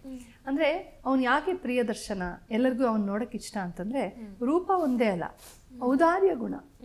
ತುಂಬಾ ಚೆನ್ನಾಗಿದ್ರೆ ಮಾತ್ರ ಸಾಲದು. ನೋಡಕ್ ಚೆನ್ನಾಗಿದ್ದು ಒಂಥರ ಸಂಕುಚಿತವಾದ ಚೀಪ್ ಬುದ್ಧಿ ಇದ್ರೆ ಮುಖ ಮಾತ್ರ ಚೆನ್ನಾಗಿದೆ, ಒಳಗಡೆ ಕೊಳ್ತಿದೆ ಅನ್ಕೊಳ್ತಾರೆ ಜನ. ಒಳ್ಳೆ ಗುಣಗಳು ಮಾತ್ರ ಇದ್ದು ನೋಡಕ್ಕಷ್ಟು ಸುಂದರವಿಲ್ಲದಿದ್ರೆ ಪದೇ ಪದೇ ತುಂಬಾ ನೋಡ್ಬೇಕು ಇಂಟೆಂಟ್ ಆಗಿ ಅಂತ ಅನ್ಸೋದಿಲ್ಲ. ಅದು ಲೋಕ ಸಹಜವಾದ. ಆದ್ರೆ ಇವನು ನೋಡೋಕ್ಕೂ ಚೆನ್ನ, ಅದಕ್ಕೆ ತಕ್ಕಂಥ ಔದಾರ್ಯ ಗುಣವೂ ಇತ್ತು ಅಂತ. ನೋಡಿದ್ರೆ ನೋಡ್ತಾನೇ ಇರ್ಬೇಕು ಅಂತ. ಈ ತರದ ರಾಮನ ಗುಣಗಳನ್ನ ಅಲ್ಲಿ ವರ್ಣಿಸ್ತಾ ಹೋಗ್ತಾರೆ. ಆಮೇಲೆ ರಾಮನ ಕಥೆಯನ್ನು ಸಾರವತ್ತಾಗಿ ಹೇಳ್ತಾರೆ. ಆಮೇಲೆ ಇವ್ರಿಗೂ ಗೊತ್ತೇ ಇತ್ತಲ್ಲ ರಾಮನ ಸಮಕಾಲೀನರು. ಆಮೇಲೆ ಇವರು ಆಚಮನ ಮಾಡಿ ಬ್ರಹ್ಮನ ಧ್ಯಾನ ಮಾಡಿದಾಗ ಬ್ರಹ್ಮ ಬಂದು ಹೌದು ನೀನು ಬರಿ ಅಂತ ಹೇಳ್ತಾರೆ. ತತ್ಪೂರ್ವದಲ್ಲಿ ಆ ಕ್ರೌಂಚದ ಘಟನೆ ಆಗಿದೆ. ಇದರ ದೊಡ್ಡ ವಿವರಗಳು ನಾನು ವಿವರಕ್ಕೆ ಹೋಗೋದಿಲ್ಲ, ಎಲ್ರಿಗೂ ಗೊತ್ತಿರೋವಂಥದ್ದೇ ಅದು. ಹೀಗೆ ಶುರುವಾಗುವಂಥ ರಾಮಕಥೆ ಮೂಲದಲ್ಲಿ ಏನು ನಡೀತೋ, ಯಾವಾಗ ಏನು ನಡೀತು, ರಾಮನ ಜಾತಕದಿಂದ ಹಿಡಿದು ಅವನು ಯಾವತ್ತು ಹುಟ್ಟದ, ಎಲ್ಲಿ ಹುಟ್ಟದ, ಯಾವ ಮುಹೂರ್ತದಲ್ಲಿ ಹುಟ್ಟದ, ಅವನು ಹಾರೋಸ್ಕೋಪ್ ಜಾತಕದಿಂದ ಹಿಡಿದು ಎಲ್ಲವನ್ನು ಹೇಳಿದ್ದಾರೆ ಅವರು. ಸೊ ನಮಗೆ ಕ್ಲಿಯರ್ ಆಗಿ ರಾಮನ ವನವಾಸಕ್ಕೆ ಹೊರಟಾಗ ಅವನಿಗೆ ಎಷ್ಟಾಗಿತ್ತು ವಯಸ್ಸು, 27 ವರ್ಷ ಆಗಿತ್ತು ಅಂತ ಸ್ಪಷ್ಟವಾಗಿ ಅಲ್ಲಿ ಕಡೆ ಹೇಳ್ತಾರೆ. ಆಮೇಲೆ ಎಷ್ಟು ವರ್ಷ ವನವಾಸದಲ್ಲಿದ್ದ, ವಾಪಸ್ ಬಂದಿದ್ದ ಯಾವಾಗ, ಒಂಥರ ಭಾಳ ಚೆನ್ನಾಗಿ. ಮತ್ತು ರಾಮ ಹೋಗಿ ಬಂದ ಮಾರ್ಗ ಇದೆಯಲ್ಲ, ಪ್ರತಿಯೊಂದು ನದಿ, ಬೆಟ್ಟ, ಊರು, ಗ್ರಾಮ, ಅಲ್ಲಿ ಯಾರ್ಯಾರಿದ್ವು, ಯಾವ್ಯಾವ ರಾಜ್ಯಗಳಿದ್ವು, ಯಾವ್ಯಾವ ಗ್ರಾಮಗಳಿದ್ವು, ಇವತ್ತು ನಿಮಗೆ ಸುಮಾರು ಅಂಥದ್ದು ಇವತ್ತಿಗೂ ಟ್ರೇಸ್ ಮಾಡಿ ಹೋದರೆ ಅದೇ ಕಥೆನ ಅಲ್ಲಿ ಜನ ಹೇಳ್ತಾರೆ. ಅಂದರೆ ಅಷ್ಟು ಚೆನ್ನಾಗಿ ಭೌಗೋಳಿಕವಾಗಿ, ಸಾಂಸ್ಕೃತಿಕವಾಗಿ, ಎಲ್ಲ ದೃಷ್ಟಿಯಿಂದಲೂ ಈ ರಾಮಾಯಣ ಅನ್ನೋದು ಒಂದು ಇತಿಹಾಸ. ಇಲ್ಲಿ ಆಗಿದ್ದು, ಹೀಗೆ ನಡೆಯಿತು ಅಂತ ಹೇಳುವಂಥ ಒಂದು ಇತಿಹಾಸ ಕಾವ್ಯವಾಗಿದೆ. ಇತಿಹಾಸವನ್ನು ಕಾವ್ಯಮಯವಾಗಿ ಅಂದರೆ ಪದ್ಯದಲ್ಲಿ ರಚಿಸಿ ಅದಕ್ಕೆ ಒಂದು ಛಂದೋಬದ್ಧವಾದ ರೀತಿಯಲ್ಲಿ ಮಾಡಿ, ಒಂದೊಂದು ಚಾಪ್ಟರ್ ಅಧ್ಯಾಯ ಮುಗಿಯುವಾಗ ಛಂದಸ್ ಬದಲಾಗುತ್ತೆ. ಮೂಲದಲ್ಲಿ ಅನುಷ್ಠುಪ್ ಛಂದಸ್ ಇರುತ್ತೆ. ತಪಸ್ವಾಧ್ಯಾಯ ನೃತಂ ಅಂತ ಬರುತ್ತಲ್ಲ, 8 ಅಕ್ಷರದ್ದು 4 ಪಾದಗಳು, ಹಾಗೆ ಅನುಷ್ಠುಪ್ ಛಂದಸ್ಸು ಅದನ್ನೇ ಹೆಚ್ಚಾಗಿ ಬಳಸ್ತಾರೆ. ಮಧ್ಯೆ ಮಧ್ಯೆ ಛಂದಸ್ ಕೊನೆಯಲ್ಲಿ ಬದಲಾಗ್ತಾ ಹೋಗುತ್ತೆ. ಇದೊಂದು ವ್ಯವಸ್ಥೆ, ಒಂದು ರೀತಿಯಲ್ಲಿ ಅದನ್ನು ಬರ್ಕೊಂಡು ಅಚ್ಚುಕಟ್ಟಾಗಿ ಅದನ್ನು ಮಂಡಿಸ್ತಾರೆ. ಅದನ್ನು ಲವಕುಶರಿಗೆ ಹೇಳ್ಕೊಡ್ತಾರೆ. ಲವಕುಶರು ಮುನಿಗಳ ಒಂದು ಸಮಾವೇಶದಲ್ಲಿ ಇವಾಗ ಆನಂದ ಆಗ್ಬಿಡುತ್ತೆ, ಇಂಥದ್ದು ಉಂಟಾ ಅಂತ. ನಮ್ಮ ಕಾಂತಾರ ಒಂದು ದೊಡ್ಡ ಜಗತ್ತಲ್ಲಿ ವೇವ್ ಮಾಡ್ತಲ್ಲ, ಆ ರೀತಿ ಆ ಕಾಲದಲ್ಲಿ ಈ ರಾಮಾಯಣ ಕಾವ್ಯ, ಇದಕ್ಕಿಂತ ಪೂರ್ವದಲ್ಲಿ ಇಂಥ ಒಂದು ಕಾವ್ಯ ರಚನೆ ಆಗಿರಲಿಲ್ಲ. ಏನು ಫೇಮಸ್ ಆಗುತ್ತೆ ಅಂದರೆ ಆ ವಿಷಯ ಅಯೋಧ್ಯೆಗೆ ಹೋಗಿ ಪುರಜನರೆಲ್ಲ ಕರೆದು ಬೀದಿ ಬೀದಿಯಲ್ಲಿ ಮಕ್ಕಳಿಗೆ ಇಲ್ಲಿ ಪರ್ಫಾರ್ಮ್ ಮಾಡಿಸ್ತಾರೆ. ಕೊನೆಗೆ ರಾಮನ ಮುಂದೆ ಹೋಗಿ ಮಕ್ಕಳು ಪರ್ಫಾರ್ಮ್ ಮಾಡುತ್ತೆ. ಆಗ ರಾಮನ ಸಾದೃಶ್ಯ ನೋಡಿ ಎಲ್ಲ ನೋಡಿ ತನ್ನ ಮಕ್ಕಳು ಗೊತ್ತಾಗುತ್ತೆ. ಪ್ರಜಾಜನರು ಅಯ್ಯೋ ನಾವು ಎಷ್ಟು ತಪ್ಪು ಮಾಡಿದ್ವಿ ಈ ಸೀತೆ ವಿಷಯದಲ್ಲಿ, ಒಂದು ಅನುಕಂಪೆ ಶುರು ಆಗುತ್ತೆ. ಆಮೇಲೆ ಸೀತಾರಾಮರ ಮಿಲನದ ಸಂದರ್ಭ ಬರುತ್ತೆ. ಬಟ್ ಸೀತೆ ನಾವಾಗಲೇ ನೋಡಿದಾಗೆ ಅವಳು ಬೇಡ ಸಾಕು ಅಂಥೇಳಿ, ಈ ಲೋಕಕ್ಕೆ ನಾನು ಸಂದಿದ್ದು ಸಾಕು ಅಂತ, ಶಿ ವಾಸ್ ಟು ಸಫಿಸ್ಟಿಕೇಟೆಡ್ ಈ ಜಗತ್ತಿಗೆ. ಹೀಗೆಲ್ಲ ಇದನ್ನೆಲ್ಲ ನೋಡಿದಾಗ ಇದು ಪಕ್ಕ ರಾಮಾಯಣದ ಮೂಲಕತೆ. ಅಲ್ಲಿ ಸುಖ ದುಃಖಗಳಾಗಲಿ, ರಾಮನ ಕಠಿಣತಮವಾದ ನಿರ್ಣಯಗಳಾಗಲಿ ಯಾವುದನ್ನು ವೈಟ್ ವಾಶ್ ಮಾಡಿಲ್ಲ. ರಾಮನ ಹಾಗೆ ಕಠಿಣ ನಿರ್ಧಾರ ತೆಗೆದುಕೊಳ್ಳೋದಕ್ಕೆ ಒಬ್ಬ ಮಹಾವೀರಕ್ತನಿಗೆ ಮಾತ್ರ ಸಾಧ್ಯ. ಅನುರಕ್ತಿ, ಆಸೆ, ಇಮೇಜ್ ಏನಾಗ್ಬಿಡುತ್ತೋ, ಇಂಥ ಒಂದು ಪ್ರಾಬ್ಲಮ್ ಇರೋರಿಗೆ ಕಠಿಣ ನಿರ್ಣಯ ತೆಗೆದುಕೊಳ್ಳೋಕ್ಕಾಗಲ್ಲ. ಜನರನ್ನೆಲ್ಲ ಮೆಚ್ಚಿಸಿ, ಎಲ್ಲರೂ ನಗಿಸ್ಬಿಟ್ಟು, ಸುಳ್ಳು ಹೇಳಿಬಿಟ್ಟು, ನೈಸ್ ಸ್ವೀಟ್ ಲೈಸ್ ಹೇಳಿಬಿಟ್ಟು ಮರಳು ಮಾಡಿ ಎಲ್ಲ ಬಿಟ್ಟು ಕೊಡ್ತೀವಿ ಅಂತ ಹೇಳಿ ಆಮೇಲೆ ಟೋಪಿ ಹಾಕೋದು, ಇದೆಲ್ಲ ಅಧಿಕಾರ ದಾಹದವ್ರು ಮಾಡುವಂಥದ್ದು. ರಾಮ ಯಾವುದನ್ನು ಅಧಿಕಾರ ದಾಹಕ್ಕಾಗಿ ಮಾಡಲಿಲ್ಲ. ತುಂಬ ಕಠಿಣ ನಿರ್ಣಯಗಳನ್ನು ತೆಗೆದುಕೊಂಡ ಜೀವನದಲ್ಲಿ ಅವನು. ಅದರಲ್ಲಿ ಅವನು ತುಂಬ ಸಫರ್ ಮಾಡ್ದ. ಸೀತಾರಾಮರು ಮಾಡಿದ ತ್ಯಾಗದಲ್ಲಿ ಅವ್ರು ಎಷ್ಟು ಕಷ್ಟಪಟ್ಟಿದ್ದಾರೆ ಅವರಿಬ್ಬರು ಅಂತಂದರೆ, ಆ ಆದರ್ಶ ರಾಮರಾಜ್ಯ ಮಾಡೋಕ್ಕೆ. ಇದೆಲ್ಲ ನಮಗೆ ವಾಲ್ಮೀಕಿ ರಾಮಾಯಣದಲ್ಲಿ ತುಂಬ ವಿವರವಾಗಿ, ತುಂಬ ಚೆನ್ನಾಗಿ ಹಲವಾರು ಶಾಸ್ತ್ರಾಂಶಗಳು, ಹಲವಾರು ಸಂಭಾಷಣೆಗಳು, ಹಲವಾರು ಧರ್ಮಾರ್ಥ ಕಾಮ ಮೋಕ್ಷಗಳ ಸ್ಪಷ್ಟನೆ, ರಾಮನ ಮಾತುಗಳಲ್ಲೇ ರಾಮನ ಕೃತಿಯ ಸ್ಪಷ್ಟನೆ ಸಿಕ್ಕತ್ತೆ. ರಾಮನ ಮಾತಲ್ಲೇ ನಮಗೆ ಆನ್ಸರ್ ಸಿಕ್ಕತ್ತೆ.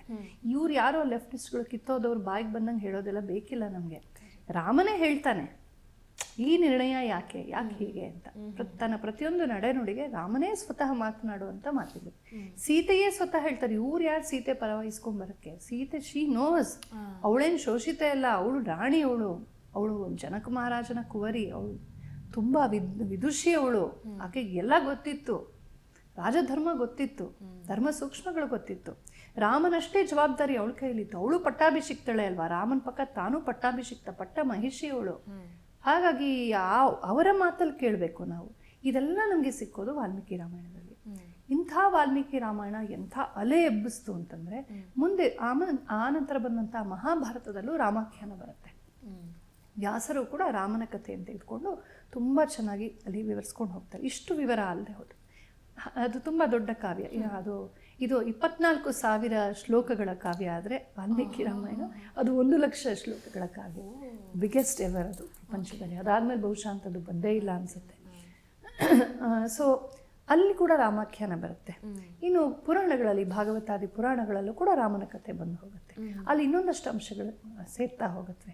ಅಂದರೆ ಇವಾಗ ಒಂದೇ ಕಥೆಯಲ್ಲಿ ಎಲ್ಲ ತೋರ್ಸೋಕ್ಕಾಗಲ್ಲ. ಈಗ ನೀವು ರಿಷಬ್ ಶೆಟ್ಟಿ ಅವ್ರದ್ದು ಯಾವ್ದಾದ್ರು ಒಂದು ಇಂಟರ್ವ್ಯೂ ನೋಡಿದ್ರೆ ಅವ್ರು ಹೇಳ್ತಾರೆ ಇಷ್ಟು ಸೀನ್ ಮಾಡಿದ್ವಿ, ಅದನ್ನೆಲ್ಲ ಕಟ್ ಮಾಡಿ ಕೊನೆಗೆ ಇಷ್ಟು ತಿಳಿಸಿದ್ವಿ ಅಂತ. ನಾನೊಬ್ಬರು ತುಂಬ ದೊಡ್ಡ ಡೈರೆಕ್ಟರ್ ರಾಜೇಂದ್ರ ಬಾಬು ಅವ್ರ ಜೊತೆ ಮಾತಾಡ್ತಿದ್ದೆ. ಅವ್ರು ಹೇಳ್ತಾ ಇದ್ರು 20 ಗಂಟೆ 30 ಗಂಟೆ 40 ಗಂಟೆ ಶೂಟಿಂಗ್ ಮಾಡಿರ್ತೀವಿ, ಅದನ್ನು 2 ಗಂಟೆಗೆ ಇಳಿಸೋದು ದೊಡ್ಡ ಹರಸಾಹಸ ಅಂತ. ಸೊ ಇವತ್ತಿಗೂ ಅದು ಸತ್ಯವೇ. ಆವತ್ತವರು ರಾಮನ ಜೀವನದ ಅದು ಎಷ್ಟು ವಿವರಗಳಿದ್ದಿರ್ಬೋದು, ಎಷ್ಟು ಘಟನೆಗಳಿದ್ದಿರ್ಬೋದು, ಎಲ್ಲನೂ ಹಾಕ್ತಾ ಹೋದರೆ ಅದು ಮುಗಿಯದ ಕಾವ್ಯ ಆಗ್ಬಿಡುತ್ತೆ. ಎಲ್ಲೋ ಒಂದು ಕಡೆ ಒಂದು ಕಾಮಾ ಫುಲ್ ಸ್ಟಾಪ್ ಹಾಕಿ ಒಂದು ಫ್ರೇಮ್ ಹಾಕಬೇಕಲ್ವ. ಜನರ ಗ್ರಾಹ್ಯ ತುಂಬ ದೊಡ್ಡದಾದ್ರು ಇಡೀ ಲೈಬ್ರರಿ ಓದೋಕ್ಕಾಗತ್ತಾ ಜನರಿಗೆ? ಒಂದು ಪುಸ್ತಕ ಕೊಟ್ಟರೆ ಓದ್ತಾರೆ. ಸೊ ಹಾಗೆ ರಾಮನ ಜೀವನವನ್ನು ಒಂದು ಕಿಟಕಿಯಲ್ಲಿ ತೋರಿಸುವ ಪ್ರಯತ್ನದಲ್ಲಿ ಒಂದು ಗ್ರಂಥ ಮಾಡಬೇಕಾಗಿತ್ತು. ಹಾಗಾಗಿ ಎಷ್ಟೋ ಘಟನೆಗಳು ಬಿಟ್ಟು ಹೋಗಿರ್ಬೋದು, ಎಷ್ಟೋ ಸಂಭಾಷಣೆಗಳು ಬಿಟ್ಟು ಹೋಗಿರ್ಬೋದು, ಚಿಕ್ಕ ಚಿಕ್ಕ ಪಾತ್ರಗಳು ಬಿಟ್ಟು ಹೋಗಿರ್ಬೋದು. ಈಗ ಲಕ್ಷ್ಮಣನ ಹೆಂಡತಿ ಊರ್ಮಿಳೆ, ಅವಳ ಬಗ್ಗೆ ಜಾಸ್ತಿ ಗೊತ್ತೇ ಇಲ್ಲ. ಅದಕ್ಕೆ ಜನ ಅವರೇ ಊಹಿಸ್ಕೊಂಡು ಊರ್ಮಿಳೆ ಹಿಂಗಿದ್ಲು ಹಾಗಿದ್ಲು ಒಂದಿಷ್ಟು ಕಥೆಗಳು ಬಂದವು. ಜನರಿಗೆ ಕುತೂಹಲ, ಸೊ ರೋಚಕತೆ ಇರುತ್ತೆ ಅಂತ ಕವಿಗಳು ಏನೋ ಕಲ್ಪಿಸ್ಕೊಂಡು ಬರೀತಾರೆ. ಮಾಂಡವಿದೇನಾಯಿತು, ಭರತನ ಹೆಂಡ್ತಿದು, ಅದ್ರ ಬಗ್ಗೆ ಏನೋ ಒಂದು ಸ್ವಲ್ಪ, ಸೀತೆಯ ತಾಯಿ ಯಾರು, ಅವಳು ಹೆಂಗೆ ಸ್ಪಂದಿಸಿರ್ಬೋದು ಅದು ಊಹಿಸ್ಕೊಂಡು ಒಂದು ಸ್ವಲ್ಪ. ಹಾಗೆ ಈಗ ಗುಹ, ರಾಮನ ಜೀವನದಲ್ಲಿ ಬಂದ ಗುಹದ ಬೇರೆ ಪ್ರಸಂಗಗಳೇನು, ಅದ್ರ ಬಗ್ಗೆ ಏನೋ ಒಂದು ಸ್ವಲ್ಪ.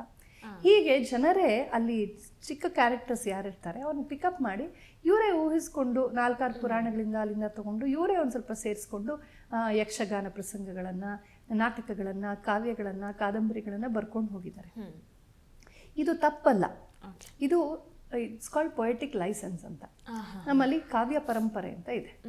ಈ ಕಾವ್ಯ ವಸ್ತು ಅಂತ, ಕಾವ್ಯಕ್ಕೆ ವಸ್ತು ಒಂದು ಥೀಮನ್ನು ಸೆಲೆಕ್ಟ್ ಮಾಡುವಾಗ ನಾವು ಸಾಮಾನ್ಯವಾಗಿ ಮಹಾಕಾವ್ಯಗಳಿದೆ. ರಾಮಾಯಣ ಮಹಾಭಾರತಗಳ ಎಷ್ಟೋ ಎಪಿಸೋಡ್ಸ್ ಇದೆ. ಅದರಲ್ಲಿ ಒಂದು ತೆಗೆದುಕೊಂಡು ಅದಕ್ಕೆ ನಾನು ಒಂದು ಸ್ವಲ್ಪ ಸೇರಿಸ್ಕೊಂಡು ಭಾಳ ಚೆನ್ನಾಗಿ ಸುಂದರವಾಗಿ ಅದನ್ನು ನಾಟಕವಾಗಿ ಅಥವಾ ಒಂದು ಶ್ರಾವ್ಯ ಕಾವ್ಯವಾಗಿ, ಮಹಾಕಾವ್ಯವಾಗಿ, ಅಥವಾ ಒಂದು ನೃತ್ಯದ ಒಂದು ಹಾಡಾಗಿ, ಅಥವಾ ಒಂದು ಯಕ್ಷಗಾನ ಪ್ರಸಂಗವಾಗಿ, ಅಥವಾ ಯಾವುದೋ ಒಂದು ಬೊಂಬೆ ಆಟವಾಗಿ ಏನು ಬೇಕಾದ್ರೂ ಮಾಡ್ಬೋದು. ಹಾಗೆ ಮಾಡುವಾಗ ವ್ಯಾಸರು ವಾಲ್ಮೀಕಿಗೆ ಹೇಳಿದ ಅಷ್ಟನ್ನೇ ತೆಗೆದುಕೊಂಡು ಹಾಗೆ ಡಿಟೋ ಮಾಡಿದ್ರೆ ಬೋರ್ ಹೊಡಿಯುತ್ತೆ. ನಾವು ಓದಿದ್ದೀವಿ ಬಿಡಯ್ಯ ಅಂತಾರೆ ಜನ. ನಿಂದೇನದ್ರಲ್ಲಿ ಕಾಂಟ್ರಿಬ್ಯೂಷನು ಅಲ್ವಾ? ಈಗ ಈ ಪಂಜುರ್ಲಿ ದೈವ, ಆ ಭೂತದ ಇದು ಎಲ್ಲ ನಡೀತಾನೆ ಇತ್ತು ವರ್ಷಾನ್ಗಟ್ಲೆ. ಆದರೂ ಯಾಕೆ ಜನ ಹಂಗೆ ನೋಡಿದ್ರು ಕಾಂತಾರನ? ಅದಕ್ಕೇನೋ ಹೊಸ ಒಂದು ಕಥೆಯನ್ನು ಸೇರಿಸಿ ಆ ಮೂಲ ಅದೇ, ಕೋರ್ ಅದೇ, ಆ ದೈವದ ಮಹಾತ್ಮ್ಯ, ದೈವದ ಸುತ್ತು ಬೆಳೆದಿರೋ ಸಂಸ್ಕೃತಿ, ಆ ವನ ಜನರ ಒಂದು ಭಕ್ತಿ ಭಾವ, ಇದನ್ನು ಹೇಳೋದೇ ಮುಖ್ಯ ಉದ್ದೇಶ. ಆದರೆ ಅದಕ್ಕೊಂದು ಪ್ರಸಂಗ, ಒಬ್ಬ ಪೊಲೀಸ್ ಆಫೀಸರ್ ಇವತ್ತಿನವನು ಅರ್ಥ ಮಾಡ್ಕೊಳ್ದಿರುವ ಇನ್ಸೆನ್ಸಿಟಿವ್ ಪರ್ಸನ್ ಹೆಂಗೆ ವರ್ತಿಸ್ಬೋದು, ಆ ಮುಗ್ಧ ಜನರು ಹೆಂಗೆ ಪ್ರತಿಸ್ಪಂದಿಸ್ಬೋದು, ಈ ಕಥೆಯನ್ನು ಕಟ್ಟಿದಾಗ ಅದು ಇನ್ನಷ್ಟು ನಮಗೆ ವೇದ್ಯವಾಗತ್ತೆ. ಹೀಗೆ ಇವರೇನು ಮಾಡಿದ್ರು, ಆ ರಾಮಾಯಣದ ಪ್ರಸಂಗ ತೆಗೆದುಕೊಂಡು ಉತ್ತರ ರಾಮಚರಿತೆ ಅಂತ ಇದೆ, ಅದು ಆಮೇಲೆ ಏನಾಯಿತು ಸೀತಾ ಪರಿತ್ಯಾಗ, ಅದನ್ನಷ್ಟೇ ಫೋಕಸ್ ಮಾಡ್ಕೊಂಡು ಅಲ್ಲಿ ನಾವು ಅಳ್ತೀವಿ ಸೀತೆ ಹಿಂಗಾಯಿತು, ರಾಮ ಹಿಂಗಾಯಿತು, ಸೀತೆ ಹಿಂಗಾಯ್ತು, ನಮ್ಮನ್ನು ಅಳಿಸೋದೇ ಉದ್ದೇಶ. ಅದು ಕರುಣರಸ ಪ್ರಧಾನವಾದ ಕಾವ್ಯ.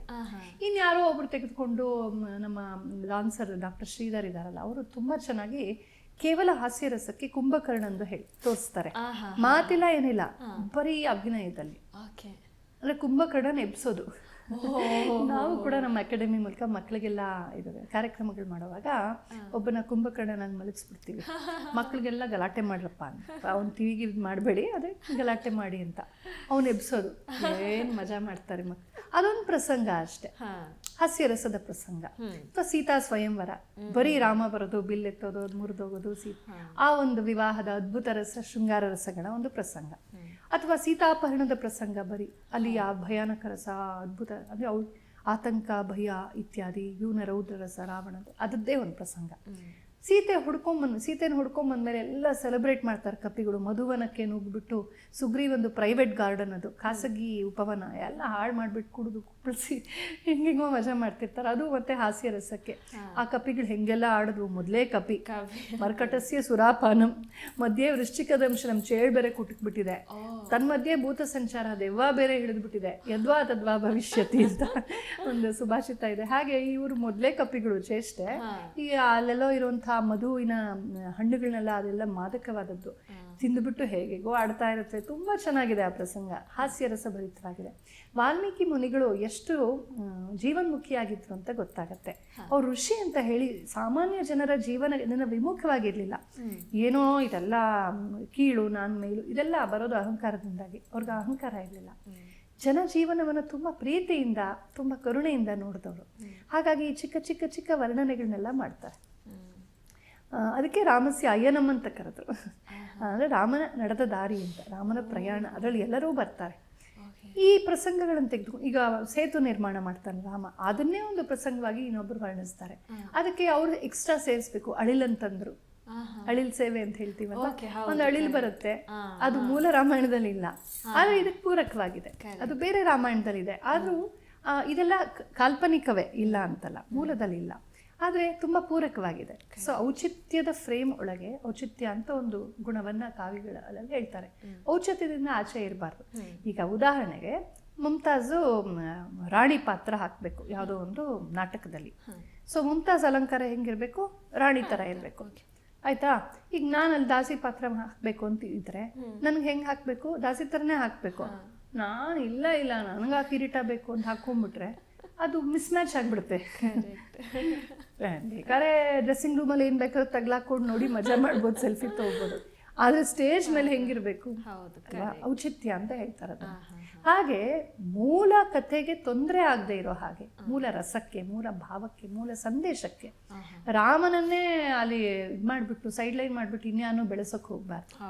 ಆ ರೀತಿ ಔಚಿತ್ಯವರಿತು ಈ ಥರದ ಪ್ರಸಂಗಗಳು. ಈಗ ಅಳಿಲು ಬರೋದು, ಅಳಿಲು ನಾನು ಏನೋ ಸೇವೆ ಮಾಡ್ತೀನಿ ಅಂತ, ಯಾರೋ ಒಬ್ಬವನ ಹೋಗಲ್ಲ ನೀನೇನು ಮಾಡ್ತೀಯ ಅಂತ ತಳ್ಳೋದು, ಆ ಗ್ರಾಮ ಬಾ ಮಗು ಅಂತ ಹೇಳಿ, ಅದಕ್ಕೆ ಅಳಿಲಿನ ಮೇಲೆ 3 ಗೆರೆ ಇದೆ ಅಂತ ಜಾನಪದ ನಂಬಿಕೆಗಳೆಲ್ಲ ಇದೆ.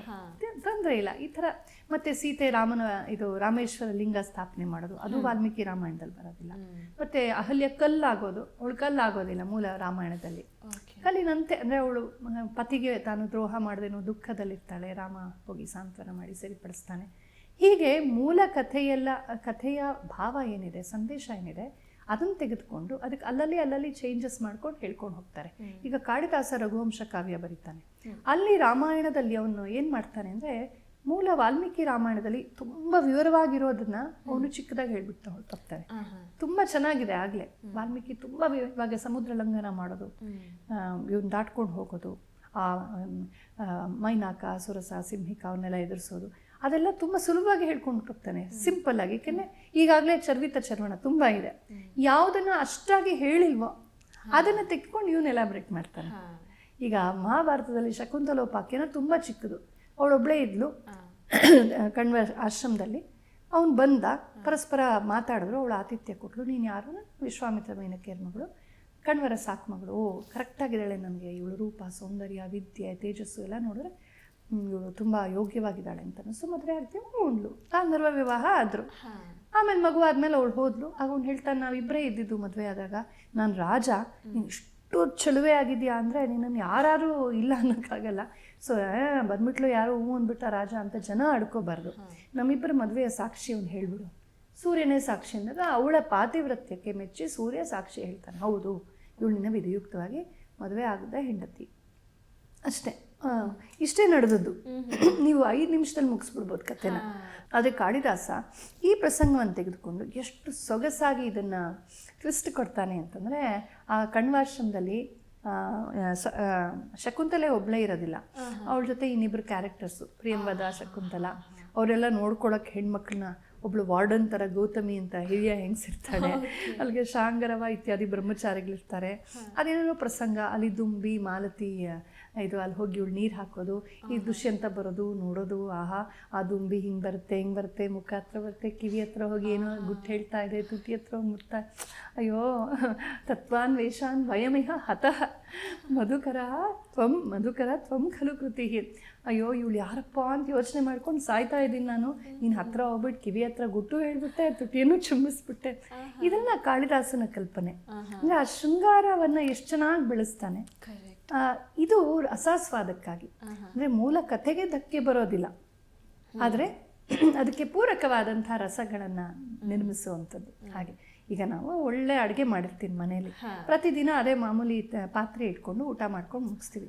ಯಾರಾದರೂ ಗೆಸ್ಟ್ ಬರ್ತಾರೆ ಅಂದರೆ, ಈಗ ಮುಮ್ತಾಜ್ ಬಂದರೆ ನಮ್ಮ ಮನೆಗೆ, ನಾನು ಹಳೆ ಪಾತ್ರೆನ ಅಡುಗೆ ಅದರಲ್ಲೇ ಮಾಡ್ತೀನಿ. ಆದರೆ ಆಮೇಲೆ ಸ್ವಲ್ಪ ನೋಡಿಬಿಟ್ಟು ಹೊಸ ಪಾತ್ರೆ ತೆಗೆದುಬಿಟ್ಟು ತೊಳೆದ್ಬಿಟ್ಟು ಆ ಪಾತ್ರೆನ ಇಟ್ಟು ಸ್ವಲ್ಪ ಚೆನ್ನಾಗಿ ಮಾಡಿ, ಚಂದ ಮಾಡಿ ಅಲ್ವಾ. ಹಾಗೆ ಅದು ಬಡಿಸುವ ರೀತಿ ಇದೆಯಲ್ಲ, ಹೀಗೆ ಕಾವ್ಯ ಅಂತನ್ನೋದು ಇರೋದೇ ಕ್ರಿಯೇಟಿವಿಟಿಗಾಗಿ. ಈ ಕ್ರಿಯೇಟಿವಿಟಿ ಏನಿದೆ ಇದನ್ನು ತುಂಬ ಪ್ರೋತ್ಸಾಹಿಸುತ್ತೆ ಸನಾತನ ಸಂಸ್ಕೃತಿ. ಇದು ಬೌದ್ಧರಲ್ಲಿ, ಜೈನರಲ್ಲಿ, ಹಿಂದೂ ಧರ್ಮದ ಯಾವುದೇ ನಮ್ಮ ವೈದಿಕ ಇದೆಲ್ಲದರಲ್ಲೂ ಕೂಡ ಈ ಒಂದು ಸರ್ಜನಶೀಲತೆಗೆ ಅವಕಾಶ ಇದೆ, ಇರಬೇಕು. ಇಲ್ದರೆ ಕಲೆಗಳು ಬೆಳೆಯಲ್ಲ, ಸಾಹಿತ್ಯ ಬೆಳೆಯಲ್ಲ. ಕಟ್ಟು ಹಾಕಿ ಸಫಕೇಟ್ ಮಾಡಿಬಿಟ್ರೆ ಏನೂ ಬೆಳೆಯಲ್ಲ. ಆ ಸಫಕೇಟ್ ಆಗಬಾರ್ದು, ಮನುಷ್ಯನ ಒಂದು ಎಕ್ಸ್ಪ್ರೆಷನ್ ವಿಕಾಸವಾಗಬೇಕು ಅಂತ ಹೇಳಿ ಈ ಕಾವ್ಯಕ್ಕೆ ಅವಕಾಶ ಕೊಟ್ಟರು. ಹೀಗಾಗಿ ಮೂಲ ವಾಲ್ಮೀಕಿ ರಾಮಾಯಣದಿಂದ ಸ್ಫೂರ್ತಿ ಪಡೆದು, ಕಥೆಯನ್ನು ಪಡೆದು, ಪ್ರಸಂಗಗಳನ್ನು ತೆಗೆದುಕೊಂಡು ಅದಕ್ಕೆ ಉಪ್ಪು ಹುಳಿ ಖಾರ ಹಾಕಿ ಬೆಳೆದಂಥ ಕಾವ್ಯಗಳು, ಪ್ರಕಾರಗಳು, ಸಂಗೀತಗಳು, ನೃತ್ಯಗಳು ಅದೆಷ್ಟು. ರಾಮ ಹುಟ್ಟದ ಇಡೀ ಅಯೋಧ್ಯೆಯಲ್ಲಿ ಎಲ್ಲರೂ ಸೆಲೆಬ್ರೇಟ್ ಮಾಡಿದ್ರು ಅಂತ ಒಂದಿಷ್ಟು ವರ್ಣನೆ ವಾಲ್ಮೀಕಿ ರಾಮಾಯಣದಲ್ಲಿದೆ.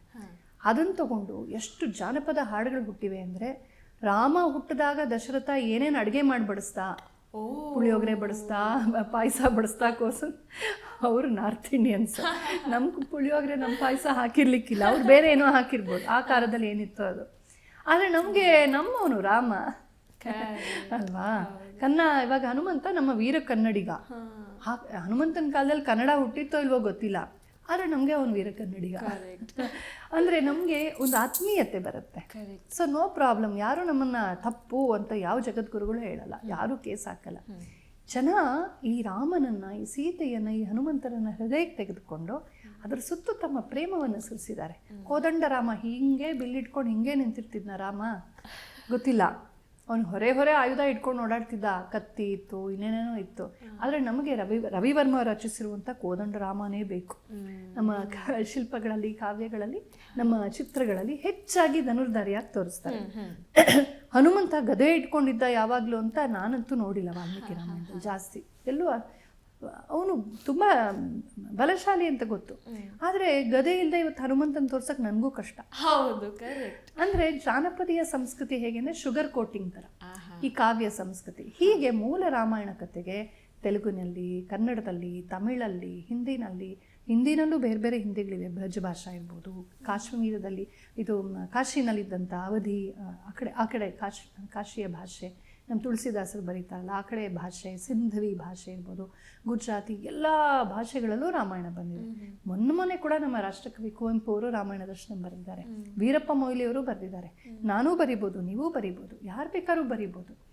ಔಚಿತ್ಯಕ್ಕೆ ತೊಂದರೆ ಆಗದಂತೆ ಚೆನ್ನಾಗಿ ಬರೆದ್ರೆ ಅದು ಹಾಡಾಗ್ಬೋದು, ಅಥವಾ ಕಥೆ ಆಗ್ಬೋದು, ನಾಟಕ ಆಗ್ಬೋದು, ದೊಡ್ಡ ಮಹಾಕಾವ್ಯ ಆಗ್ಬೋದು. ನಮ್ಮ ಯೋಗ್ಯತೆ, ನಮ್ಮ ಪ್ರತಿಭೆಯಂತೆ ಎಲ್ಲವೂ ಸ್ವೀಕಾರಿವೆ. ಯಾವುದಿಷ್ಟೋ ಅದನ್ನು ಜನ ಸ್ವೀಕರಿಸ್ತಾರೆ. ಈಗ ಒಂದು ಹಾಡಿದೆ ನಮ್ಮ ದಾಸರದು, ಅಂಗಳದೋಳು ರಾಮನ ಆಡಿದ, ಚಂದ್ರ ಬೇಕೆಂದು ತಾ ಹಠ ಮಾಡಿದ ಅಂತ. ಪುಟ್ಟ ರಾಮ ಊಟ ಮಾಡುವಾಗ ಚಂದಮಾಮ ತೋರಿಸ್ತಾನೆ, ಚಂದ್ರ ಬೇಕು ಅಂತ ಗಲಾಟೆ ಮಾಡಿದ್ನಂತೆ. ಅದೇನು ವಾಲ್ಮೀಕಿ ರಾಮಾಯಣದಲ್ಲಿ ಇಲ್ಲ.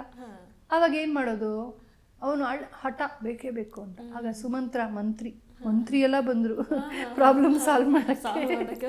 ಕವಿ ನೋಡಿ ರಾಜನ್ನ ಮಂತ್ರಿ ಮಂಡಲವೆಲ್ಲ ಕರ್ಕೊಂಬಂದ್ಬಿಟ್ರು ಪುಟ್ಟು ಬೇಬಿ ರಾಮನ್ಗೆ ಬಂದ ಆಸೆಯನ್ನು ಪೂರೈಸೋದಕ್ಕೆ. ಆಗ ಒಂದು ಕನ್ನಡಿ ತೋರಿಸ್ತಾರೆ, ಚಂದ ಸಿಕ್ಬಿಟ್ಟ ಅಂತ ಮಗು ಖುಷಿ ಪಡ್ತಾರೆ. ಅದೊಂದು ಹಾಡು. ಪುರಂದರದಾಸರು ಹುಟ್ಟಿದ್ದು ಯಾವಾಗ, ನಾವಿರೋದು ಯಾವಾಗ, 106 ವರ್ಷ ಆದರೂ ಆ ಹಾಡಿನ ಜನಪ್ರಿಯತೆ ಕಡಿಮೆ ಆಗಿಲ್ಲ. ಆ ಬಿಲ್ಲಿನ ಹಬ್ಬಕ್ಕೆ ಕೃಷ್ಣ ಹೋಗೋದು, ಬಿಲ್ ಎತ್ತೋದು ಅದೆಲ್ಲ ಬರುತ್ತೆ ಭಾಗವತದಲ್ಲಿ. ಅದಕ್ಕೊಂದು ಹಾಡಿದೆ, ತಾರಮ್ಮಯ್ಯ ರಘುಕುಲ ಯದುಕುಲ ವಾರಿದಿ ಚಂದ್ರಮನ. ಆ ಹಾಡು ಎಷ್ಟು ಇವತ್ತು ಎಳೆ ಮಕ್ಕಳಿಗೆ ತಾರಮ್ಮಯ್ಯ ಅಂತ ಬಳೆ ಹಾಕ್ಬಿಟ್ಟು ಹಿಂಗೆ ಮಾಡಿಸ್ತಾ ಇರ್ತೀವಿ, ಮಕ್ಳು ಹಿಂಗೆ ಮಾಡ್ತಾ ಇರ್ತಾರೆ. ಆ ತಾರಮ್ಮಯ್ಯ ಹಾಡಿಗೂ ಹೀಗೆ ಕೈ ಮಾಡೋಕ್ಕೂ ಸಂಬಂಧ ಇಲ್ಲ, ಆದರೆ ನಾವು ಸಂಬಂಧ ಕಲ್ಪಿಸ್ಕೊಳ್ತೀವಿ. ಇದು ಭಾರತೀಯ ಸಂಸ್ಕೃತಿಯ ಸ್ವಾರಸ್ಯ. ಮೂಲ ಹಾಗೆ ಇರಬೇಕು. ಮೂಲವನ್ನು ಓದಲೇಬೇಕು ನಾವು. ಮೂಲ ವಾಲ್ಮೀಕಿ ರಾಮಾಯಣವನ್ನು ಬಿಡಬಾರ್ದು. ಅದನ್ನು ತಿಳ್ಕೊಂಡ್ಬಿಟ್ಟು ಇದೇ ಮೂಲ ಕಥೆ, ಇದೇ ಇತಿಹಾಸ ಸಿದ್ಧವಾದದ್ದು, ಇಲ್ಲಿರೋದೇ ಸತ್ಯಕಥೆ ಅಂತ ತಿಳ್ಕೊಂಡ್ಬಿಡ್ಬೇಕು. ಅದು ವಿಮರ್ಶೆಗೆ, ವಿಶ್ಲೇಷಣೆಗೆ, ಧ್ಯಾನಕ್ಕೆ, ಧ್ಯೇಯಕ್ಕೆ, ಆದರ್ಶ ಗ್ರಹಣಕ್ಕೆ, ಶಾಸ್ತ್ರ ಚಿಂತನೆಗೆ, ಧರ್ಮಾರ್ಥ ಕಾಮ ಮೋಕ್ಷಗಳ ಸಂದೇಶಕ್ಕೆ ಅದು ಬೇಕು. ಇನ್ನು ಮಿಕ್ಕಿದ ರಾಮಾಯಣಗಳಿಂದ ಅದೆಲ್ಲ ಕಾವ್ಯಾಸ್ವಾದಕ್ಕೆ. ಮಿಕ್ಕಿದ ರಾಮಾಯಣಗಳಲ್ಲೂ ಸಾಕಷ್ಟು ಶಾಸ್ತ್ರಾಂಶಗಳು ಬರ್ತವೆ. ಈಗ ನೀವು ಕಾಳಿದಾಸನ ತೆಗೆದುಕೊಂಡ್ರೆ ಅವನು ತುಂಬ ಅದ್ಭುತವಾದ ರೀತಿಯಲ್ಲಿ ಧರ್ಮಾರ್ಥ ಕಾಮ ಮೋಕ್ಷಗಳ ಸಮೀಕ್ಷೆ ಮಾಡ್ತಾನೆ. ರಘುವಂಶದ ರಾಜೇಂದ್ರ ಹೆಂಗಿದ್ರು ಅಂತ ಹೇಳುವಾಗ, ತ್ಯಾಗಾಯ ಸಮೃತಾರ್ಥಾನಾಂ ಸತ್ಯಾಯ ಮಿತ ಭಾಷೆ. ತ್ಯಾಗಕ್ಕಾಗಿ ಅವರು ಅಂದರೆ ದಾನ ಕೊಡೋದಕ್ಕಾಗಿಯೇ ಅರ್ಥ ಸಂಚಯ ಮಾಡ್ತಿದ್ರು ಅಂತ. ಆಮೇಲೆ ಸತ್ಯಾಯ ಮಿತ ಭಾಷೆ ಅಂದರೆ ನಾವು ತುಂಬ ಮಾತಾಡಿದಾಗ ಎಲ್ಲಿ ಸುಳ್ಳು ಹೇಳ್ಬಿಡ್ತೀವೋ, ಉತ್ಪ್ರೇಕ್ಷೆ ಮಾಡಿಬಿಡ್ತೀವೋ, ನನ್ನ ಬಾಯಲ್ಲಿ ಏನೋ ಒಂದು ಸಲ್ಲದ್ದು ಬಂದ್ಬಿಡ್ಬೋದು ಅಂತ ತುಂಬ ಕಡಿಮೆ ಮಾತಾಡ್ತಿದ್ರಂತೆ. ಎಷ್ಟು ಚೆನ್ನಾಗಿದೆ. ಯೋಗೇನ ಅಂತೆ ತರುತ್ಯಜ, ಕೊನೆಯಲ್ಲಿ ಯೋಗದಿಂದಲೇ ದೇಹ ತ್ಯಾಗ ಮಾಡಿದ್ರು. ಅಂದರೆ ಎಲ್ಲರೂ ರಾಜಂದ್ರಾಗಿದ್ದರು, ಭೋಗದಲ್ಲೇ ಮುಳುಗದೆ ಯೋಗದಿಂದ ಸಿದ್ಧಿ ಪಡೆದ್ರು. ಇದೆಲ್ಲ ಹೇಳುವಾಗ ಒಂದೊಂದು ಅರ್ಧರ್ಧ ವಾಕ್ಯ ಶ್ಲೋಕಾರ್ಧದಲ್ಲಿ ನಮಗೆ ಎಷ್ಟು ಅಂದರೆ ಹೆಂಗಿರ್ಬೋದು ಒಬ್ಬ ಆದರ್ಶ ರಾಜ ಅನ್ನೋ ಕಲ್ಪನೆ ಕೊಡ್ತಾನೆ ಅವರ ಒಂದು ಸಂಭಾಷಣೆಯಲ್ಲಿ. ಇಂಥ ದಾರ್ಶನಿಕ ಕವಿಗಳು ಇದ್ದಾರೆ, ತುಂಬ ಸಾಮಾನ್ಯ ಕವಿಗಳು. ರಾಮ ಹಳದಿ ಬಟ್ಟೆನೇ ಹಾಕ್ಕೊಂಡಿದ್ದ, ರಾಮ ಹಳದಿನೇ ಹಾಕ್ಕೊಳ್ತಿದ್ದ, ಯಾವಾಗಲೂ ಪೀತಾಂಬರಿ ಅವನು. ನೀವು ಯಾವುದೇ ಚಿತ್ರ ನೋಡಿ, ರಾಮನಿಗೆ ಕಲರ್ ಪಂಚೆ ಉಡ್ಸೋದು ಕಡಿಮೆ, ಯಾವಾಗಲೂ ಎಲ್ಲೋ ಪಂಚನೆ. ಯಾಕೆ ಅವ್ನು ಬೇರೆ ಹಾಕ್ಕೊಳ್ತಿರ್ಲಿಲ್ವಾ? ನಮಗೊಂದು ಪೀತಾಂಬರಧಾರಿ. ಹೀಗೆ ಈ ಒಂದು ಸಂತೋಷ. ಮತ್ತು ಸೀತೆನ ಸಾಮಾನ್ಯವಾಗಿ ಪಿಂಕಲ್ಲೋ ವೈಲೆಟಲ್ಲೋ ಪಿಂಕ್ ರೆಡ್ ಶೇಡ್ಸ್ ಅಲ್ಲಿ ತೋರಿಸ್ತಾರೆ. ಇದು ನಮ್ಮ ಸಂತೋಷಕ್ಕಾಗಿ. ಈ ಕಾವ್ಯತ್ವವನ್ನು ಅಪ್ರಿಷಿಯೇಟ್ ಮಾಡಬೇಕು, ಆಸ್ವಾದಿಸ್ಬೇಕು, ಸಂತೋಷ ಪಡಬೇಕು. ಆದರೆ ಮೂಲಕ್ಕೆ ಬಂದಾಗ ಮೂಲಕತೆಯನ್ನು ಹಿಡ್ಕೋಬೇಕು. ನಮಗಿದು ಗೊತ್ತಿಲ್ಲದೆ ಹೋದರೆ ಏನಾಗುತ್ತೆ, ನಾವಿವತ್ತು ಡಿಸ್ಕನೆಕ್ಟ್ ಆಗಿದ್ದೀವಲ್ವಾ, ಮೂಲ ರಾಮಾಯಣದ ಪಾಠ ಆಗೋದಿಲ್ಲ. ಶಾಲೆಗಳಲ್ಲಿ ಆಗಬೇಕಾಗಿತ್ತು, ಮನೆಗಳಲ್ಲಿ ಆಗಬೇಕಾಗಿತ್ತು. ಎಲ್ಲ ಪ್ರತಿಯೊಬ್ಬ ಭಾರತೀಯನಿಗೂ ಮೂಲ ವಾಲ್ಮೀಕಿ ರಾಮಾಯಣ ಚೆನ್ನಾಗಿ ಗೊತ್ತಿರಬೇಕು. ಪ್ರತಿ ಪ್ರಸಂಗವೂ, ಪ್ರತಿ ಶ್ಲೋಕವೂ, ಪ್ರತಿ ಅಧ್ಯಾಯವೂ ಚೆನ್ನಾಗಿ ಗೊತ್ತಿರಬೇಕು. ಹಂಗಿಲ್ವಲ್ಲ ಈಗ. ಅದಕ್ಕೇನಾಗೋಗುತ್ತೆ, ಈ ವಾಮಪಂಥೀಯರವರು ಇವರು 106 ರಾಮಾಯಣ ಇದೆ, ಯಾವ್ದು ನಂಬ್ತೀಯ, ಎಲ್ಲ ಪೊಳ್ಳು, ಎಲ್ಲ ಕಾಂಟ್ರಡಿಕ್ಷನ್ಸ್, ಒಬ್ಬನ ಕಂಡು ಒಬ್ರಿಗಾಗಲ್ಲ, ಎಲ್ಲ ಸೆಲ್ಫ್ ಕಾಂಟ್ರಡಿಕ್ಟ್ರಿ ಅಂತ ಒಂದು ಬಿಟ್ಟುಬಿಡ್ತಾರೆ ಹುಳ. ನಾವು ಆ ವೈರಸ್ಸಿಂದ ಬಿಡಿಸ್ಕೋಬೇಕು ಅಂದರೆ ನಾವು ಮೂಲ ಓದ್ತೀವಾ? ವಾಟ್ಸಪ್ ಯೂನಿವರ್ಸಿಟಿ ಸ್ಕಾಲರ್ಸ್ ನಾವೆಲ್ಲ, ಅಲ್ಲಿ ಏನೋ ಯಾರೋ ಹಾಕಿರ್ತಾರೆ. ಇನ್ನು ಕೆಲವರು ಇಲ್ಲದೆ ಇರೋದನ್ನೆಲ್ಲ ಸೇರಿಸ್ಬಿಟ್ಟು ಇದು ವಾಲ್ಮೀಕಿ ರಾಮಾಯಣದಲ್ಲಿದೆ ಅಂತ ಸುಮ್ಮನೆ ಹಾಕಿಬಿಡ್ತಾರೆ. ವಾಲ್ಮೀಕಿಯಲ್ಲಿ ಇರೋದೇ ಇಲ್ಲ ಅದು ಪ್ರಾಬ್ಲಮೇ. ಸೊ ಒಳ್ಳೆ ವಿಚಾರನೇ ಇರ್ಬೋದು, ಅವರ ಉದ್ದೇಶ ಒಳ್ಳೇದಿರ್ಬೋದು, ಮೂಲದಲ್ಲಿರಲ್ಲ. ಆ ತಪ್ಪುಗಳಾಗತ್ತೆ. ಈಗ ನನಗೆ ಎಷ್ಟೋ ಸಲ ನನ್ನ ಗುರುಗಳು ಪಾಯಿಂಟ್ ಔಟ್ ಮಾಡ್ತಾರೆ, ಇಲ್ಲಮ್ಮ ಇದು ಹಿಂಗಲ್ಲ, ಹಿಂಗೆ. ನಂಗೆ ಖುಷಿ ಆಗತ್ತೆ, ಏಕೆಂದರೆ ನಮ್ಗೆ ಎಲ್ಲ ತಿಳ್ಕೊಂಡಿರ್ತೀವಿ ಅಂತಲ್ಲ, ಎಲ್ಲೋ ನಮ್ಮ ಒಂದು ಮಿತಿಯೊಳಗೆ ಅಧ್ಯಯನ. ಈ ಶ್ಲೋಕ ನಾನು ಎಲ್ಲೋ ಮಿಸ್ ಮಾಡ್ಕೊಂಡಿದ್ದೀನಿ, ಅದು ಬೇಕು ನಮಗೆ. ಹಾಗಾಗಿ ಒಳ್ಳೆ ವಿಚಾರ ಹೇಳುವ ಭರದಲ್ಲೂ ನಾವು ಎಲ್ಲೋ ಫ್ಯಾಕ್ಟ್ಸಿಂದ ಸ್ವಲ್ಪ ಆಚೆ ಹೋಗಿರ್ಬೋದು. ಫ್ಯಾಕ್ಟ್ಸ್ ಏನು, ವಾಲ್ಮೀಕಿ ರಾಮಾಯಣ ಇಷ್ಟು ತಿಳ್ಕೊಂಬಿಟ್ರೆ ಸಾಕು. ನಾವು ವಾಲ್ಮೀಕಿ ರಾಮಾಯಣ ತಿಳ್ಕೊಳ್ಳೋದಕ್ಕಾಗಿ, ವಿಶ್ಲೇಷಣೆಗಾಗಿ, ಅಧ್ಯಯನಕ್ಕಾಗಿ, ಸ್ಪಷ್ಟನೆಗಾಗಿ, ರಾಮನ ಮೂಲ ಜೀವನವನ್ನು ತಿಳ್ಕೊಳ್ಳೋದಕ್ಕಾಗಿ. ಮಿಕ್ಕ ಎಲ್ಲ ರಾಮಾಯಣಗಳು ತಿರಸ್ಕಾರ್ಯ ಅಲ್ಲ, ಅದೆಲ್ಲವೂ ಸ್ವೀಕಾರ್ಯವೇ. ಅದು ಕಾವ್ಯಾಸ್ವಾದಕ್ಕಾಗಿ, ಆನಂದ ಪಡೋದಕ್ಕಾಗಿ, ಸಂಗೀತಕ್ಕಾಗಿ, ನೃತ್ಯಕ್ಕಾಗಿ, ಯಕ್ಷಗಾನಕ್ಕಾಗಿ, ಶಿಲ್ಪಕ್ಕಾಗಿ ಬೇಕಾಗತ್ತೆ. ಈ ಶಿಲ್ಪದಲ್ಲಿ ಹೆಂಗೆ ತೋರಿಸೋದು, ಚಿತ್ರದಲ್ಲಿ ಹೆಂಗೆ ತೋರಿಸೋದು ಹಲ್ಲಿನ. ಅವಳು ಸುಮ್ಮನೆ ಹಾಗೆ ಒಂದು ಸ್ತ್ರೀಯಾಗಿ ಬಿಡಿಸಿದ್ರೆ ವಿಶೇಷ ಗೊತ್ತಾಗಲ್ಲ. ಅವಳು ಬಂಡೆ ಥರ ತೋರಿಸಿ, ಬಂಡೆ ಒಳಗೆ ಸ್ತ್ರೀ ಇರೋ ಥರ ತೋರಿಸ್ಬೇಕು. ಅದೇನೋ ಒಂದು ತೋರಿಸ್ಬೇಕಲ್ಲ. ಈಗ ತುಳಸಿದಾಸ್ ರಾಮಾಯಣದಲ್ಲಿ ಅವನು ಹೇಳ್ತಾನೆ, ಗುಹಾ ಇದ್ದಾನಲ್ಲ, ಈ ಗಂಗೆ ದಾಟಿಸೋವಾಗ ಅವ್ನು ಹೇಳ್ತಂತೆ, ರಾಮ ಒಂದು ನಿಮಿಷ ನಿನ್ನ ಕಾಲು ತೊಳಿತೀನಿ ಇರು ಅಂತ. ಯಾಕಪ್ಪ, ಕ್ಲೀನಾಗೇ ಇದೆ ನನ್ನ ಕಾಲು? ಹಂಗಲ್ಲ, ನಾನು ಕೇಳ್ಪಟ್ಟೆ ಏನಂತಂದರೆ, ನೀನು ಎಲ್ಲೋ ಯಾವುದೋ ಗೌತಮಾಶ್ರಮದಲ್ಲಿ ನಿನ್ನ ಪಾದದ ಧೂಳಿ ಕಣ ಒಂದು ಯಾವುದೋ ಬಂಡೆಗೆ ತಗಲ್ತಂತೆ, ಅದು ಹೆಂಗ್ಸಾಗೋಗ್ಬಿಡ್ತಂತೆ. ಅದೇ ಅಲ್ಲಿಯ ಪ್ರಸಂಗ. ನನಗಿರೋದು ಒಂದೇ ದೋಣಿ, ಏನೋ ನಿನ್ನ ಪಾದ ಧೂಳಿ ನನ್ನ ದೋಣಿಗೆ ತಗಲಿ ಅದು ಹೆಂಗ್ಸಾಗ್ಬಿಟ್ರೆ ನನ್ನ ಕಥೆ ಏನೋ ಆಮೇಲೆ ಇರೋ ಹೆಂಡತಿ ಅಲ್ಲದೆ ಅವಳನ್ನೂ ಸಾಕ್ಬೇಕು ನಾನು, ನನ್ನ ಜೀವಿಕೆಗೆ ಇಟ್ಕೊಂಡಿರೋದು ದೋಣಿ ಅಂತ ತಮಾಷೆಯಾಗಿ ಹೇಳ್ತಾನೆ ಅಂತ. ಹಾಗೆ ಆಮೇಲೆ ರಾಮ, ಸರಿಯಪ್ಪ ನೀನು ಗಂಗೆ ದಾಟಿಸಿದ್ಯಾ, ನಾನು ನಿಂಗೇನು ದುಡ್ಡು ಕೊಡಲಿ ಅಂತ ಕೇಳ್ತಾನೆ. ಕೊಡಬೇಕಲ್ಲ, ಬೋಟ್ಮೆನ್ ಫೇರ್ ಕೊಡಬೇಕಲ್ಲ. ಕ್ಷತ್ರಿಯನಾದವನೇನು ಬಿಟ್ಟು ತೆಗೆದುಕೊಳ್ಳಲ್ಲ, ಬಿಟ್ಟು ತೆಗೆದುಕೋಬಾರ್ದು ಯಾರು. ಬಿಟ್ಟು ತೊಗೊಂಡ್ರೆ ನಾವು ಶ್ರಿಂಕ್ ಆಗ್ತೀವಿ. ಸೊ ರಾಮ ಪಾಪ ಏನೂ ಇಲ್ಲ ಅವನ ಹತ್ರ, ಆದರೂ ಏನಾದ್ರು ಕೊಡ್ತೀನಿ ಅಂತಾನೆ. ಆಗ ಅವನಿಗೆ ಇಷ್ಟ ಇಲ್ಲ ರಾಮನ ಹತ್ರ ತೆಗೆದುಕೊಳ್ಳೋಕೆ. ಅವ್ನು ಹೇಳ್ತಾನಂತೆ, ನಾನು ನೀನು ಒಂದೇ ವೃತ್ತಿಯವರು, ಸೇಮ್ ಪ್ರೊಫೆಷನ್. ಸೊ ಒಂದೇ ಪ್ರೊಫೆಷನ್ ಅವರು ಒಬ್ಬರಿಂದ ಒಬ್ಬರು ದುಡ್ಡು ತೆಗೆದುಕೊಳ್ಳಲ್ಲ. ಹೆಂಗಯ್ಯ ಅದು?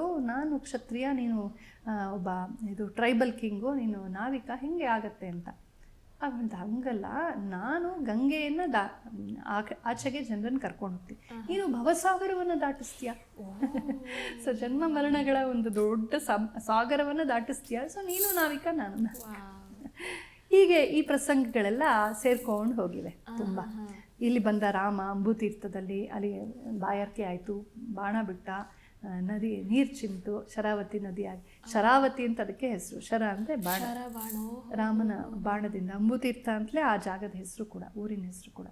ಈ ಥರ ಇದು ಹಂಪೆಗೆ ಹೋದರೆ ಅಲ್ಲೊಂದು ಬಂಡೆ ತೋರಿಸ್ತಾರೆ, ಸೀತಮ್ಮನ ಸೆರಗು ಅಂತ. ಅಲ್ಲೊಂದು ಸೆರಗು ಹೀಗೆ ಇದ್ದಂಗೆ ಒಂಥರ ಒಂದು ಪ್ರಸಂಗ, ಒಂದು ಜಾಗದ ಬಂಡೆ ಮೇಲೆ ಗೆರೆಗಳು ನೋಡ್ತೀವಿ.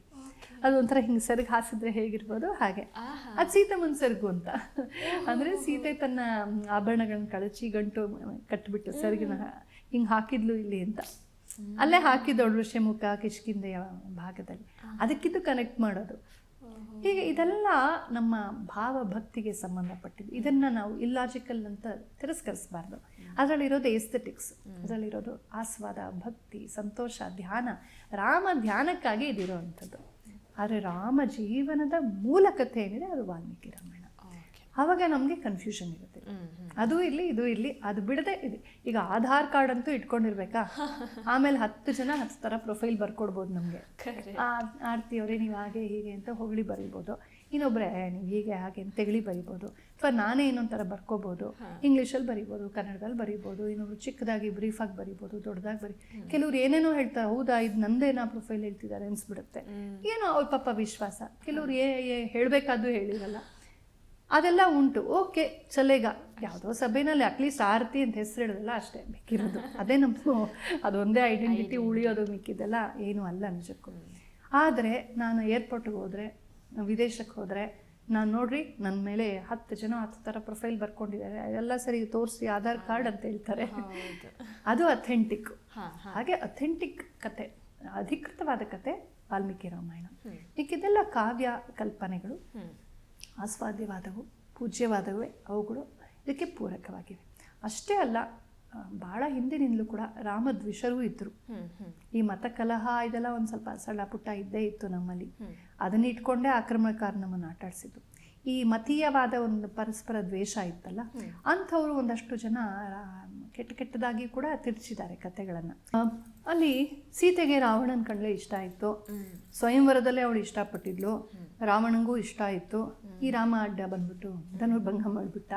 ಸೊ ಎಲ್ಲೋ ಒಂದು ಕಡೆ ಇಷ್ಟ ಆಯಿತು, ರಾವಣನ ಜೊತೆ ಓಡೋದ್ಲು. ಈ ಥರ ಎಲ್ಲ ತಿರ್ಚೋ ಅಂಥ ಕೆಲಸ ಆವತ್ತೂ ನಡೆದಿತ್ತು.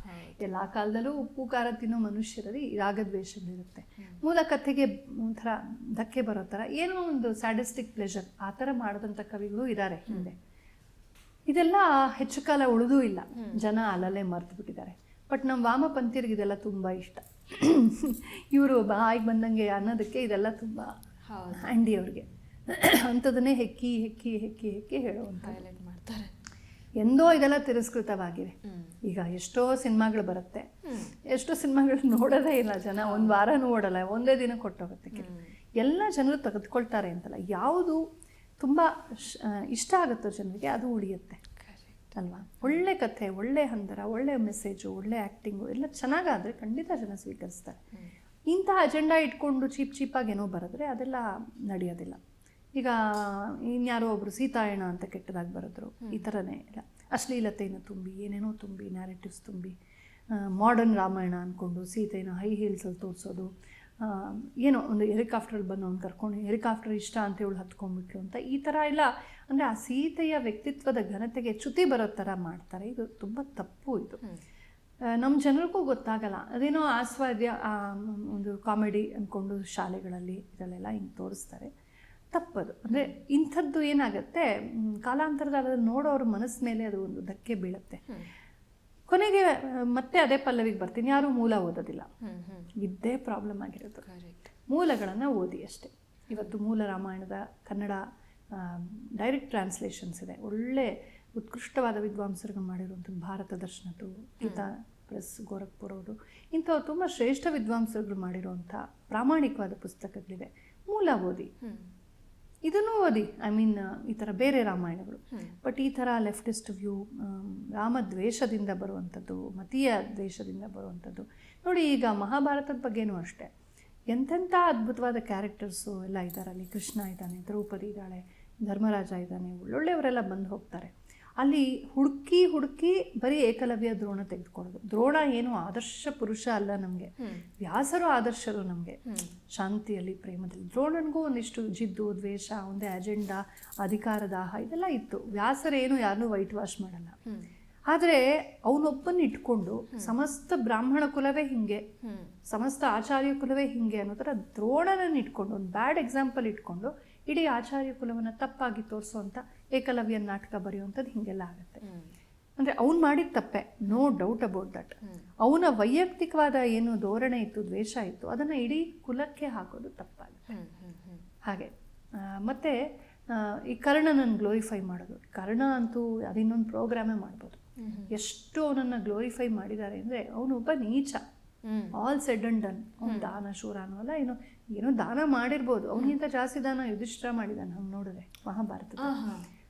ಆದರೆ ಎಲ್ಲೋ ಯಾರೋ ಕವಿಗಳಿಗೆ ಆವಾಗ ಹಿಂದೆ ಅನ್ನಿಸ್ತು ಇವನನ್ನು ಗ್ಲೋರಿಫೈ ಮಾಡ್ಬೇಕು. ಯಾಕೆ ಅಂದರೆ ಕರ್ಣನನ್ನು ಗ್ಲೋರಿಫೈ ಮಾಡಿದಾಗ ಅರ್ಜುನನನ್ನು ನಾವು ಒಂದು ನೀಚನಂತೆ ತೋರಿಸ್ಬೋದು. ಯಾಕೆಂದರೆ ಅವನ ಶತ್ರು ಇವನೇ ಥರ, ಅವ್ನು ಹೀರೋ ಆದರೆ ಇವನು ವಿಲನ್ ಆಗ್ತಾನೆ. ಅರ್ಜುನಂಗೆ ನಿಂತವನು ಯಾರು ಬೆಂಬಲವಾಗಿ? ಕೃಷ್ಣ. ಓಕೆ. ಸೊ ಒಬ್ಬ ದುಷ್ಟನಿಗೆ ಕೃಷ್ಣ ಸಪೋರ್ಟ್ ಮಾಡ್ದ, ಹಾಗಾಗಿ ಕೃಷ್ಣ ಮಹಾತ್ಮ ಅಲ್ಲ. ನ್ಯಾರೇಟಿವ್ಸ್ನ ಹೆಂಗೆ ಮಾಡ್ತಾರೆ ಅಂತ ಈ ಥರ. ಸೊ ಕರ್ಣನ ಬಗ್ಗೆ ಸಿಕ್ಕಾಪಟ್ಟೆ ಕಣ್ಣೀರು ನಾನು ಹತ್ತಿದ್ದೀನಿ ಹಿಂದೆ, ನನಗೂ ಬುದ್ಧಿ ಇರಲಿಲ್ಲ. ನನ್ನ ಗುರುಗಳು ಎಲ್ಲ ಹೇಳಿದ್ಮೇಲೆ ಫಸ್ಟ್ ಟೈಮ್ ನಾನು ಕೇಳಿದಾಗ ನಂಗೆ ಆಘಾತವೇ ಆಯಿತು. ನಮ್ಮ ಗಣೇಶ್ ಸರ್ ಹೇಳಿದ್ರು, ಏನು ಕರ್ಣನ ಬಗ್ಗೆ ಹಿಂಗೆ ಹೇಳ್ತಾ ಇದ್ದಾರಲ್ಲಪ್ಪ ಅಂತ. ಸುಮ್ಮನೆ ಬಾಯಿ ಮುಚ್ಕೊಂಡು ಹೋಗಿ ತೆಗೆದು ನೋಡಿದೆ. ಅಲ್ಲಿ ಎಷ್ಟು ಕಡೆ ಕೃಷ್ಣ ಉಗೀತಾನೆ ಅವನನ್ನು, ಕರ್ಣನ ಅಂದರೆ. ಅದರಲ್ಲೂ ಕರ್ಣನಿಗೆ ಬಿಡು ಬಾಣ ಸಾಯಿಸು ಅಂತ ಹೇಳಿ. ಅವಾಗ ಕೊತೆಯ ಧರ್ಮಸ್ತತೋಗತ ಅಂತ ಅವನೇನೋ ಆ ಧರ್ಮದ ಬಗ್ಗೆ ಮಾತಾಡ್ತಾನೆ. ನೀನ್ ಯಾರೋ ಧರ್ಮದ ಬಗ್ಗೆ ಮಾತಾಡಕ್ಕೆ, ಎಷ್ಟು ಅನ್ಯಾಯಗಳು ಮಾಡಿದ್ಯಾ ಅಂತ. ಆಗ ನೆನಪಿಗೆ ಬರದಿರೋ ಧರ್ಮ ಇವಾಗ ಯಾಕೆ? ಅವನು ಆಪರ್ಚುನಿಸ್ಟ್, ಅವನೊಬ್ಬ ನೀಚ, ಅವನು ಭಿಕ್ಷೆಯಲ್ಲಿ ರಾಜ್ಯವನ್ನು ಪಡೆದಂಥವನು.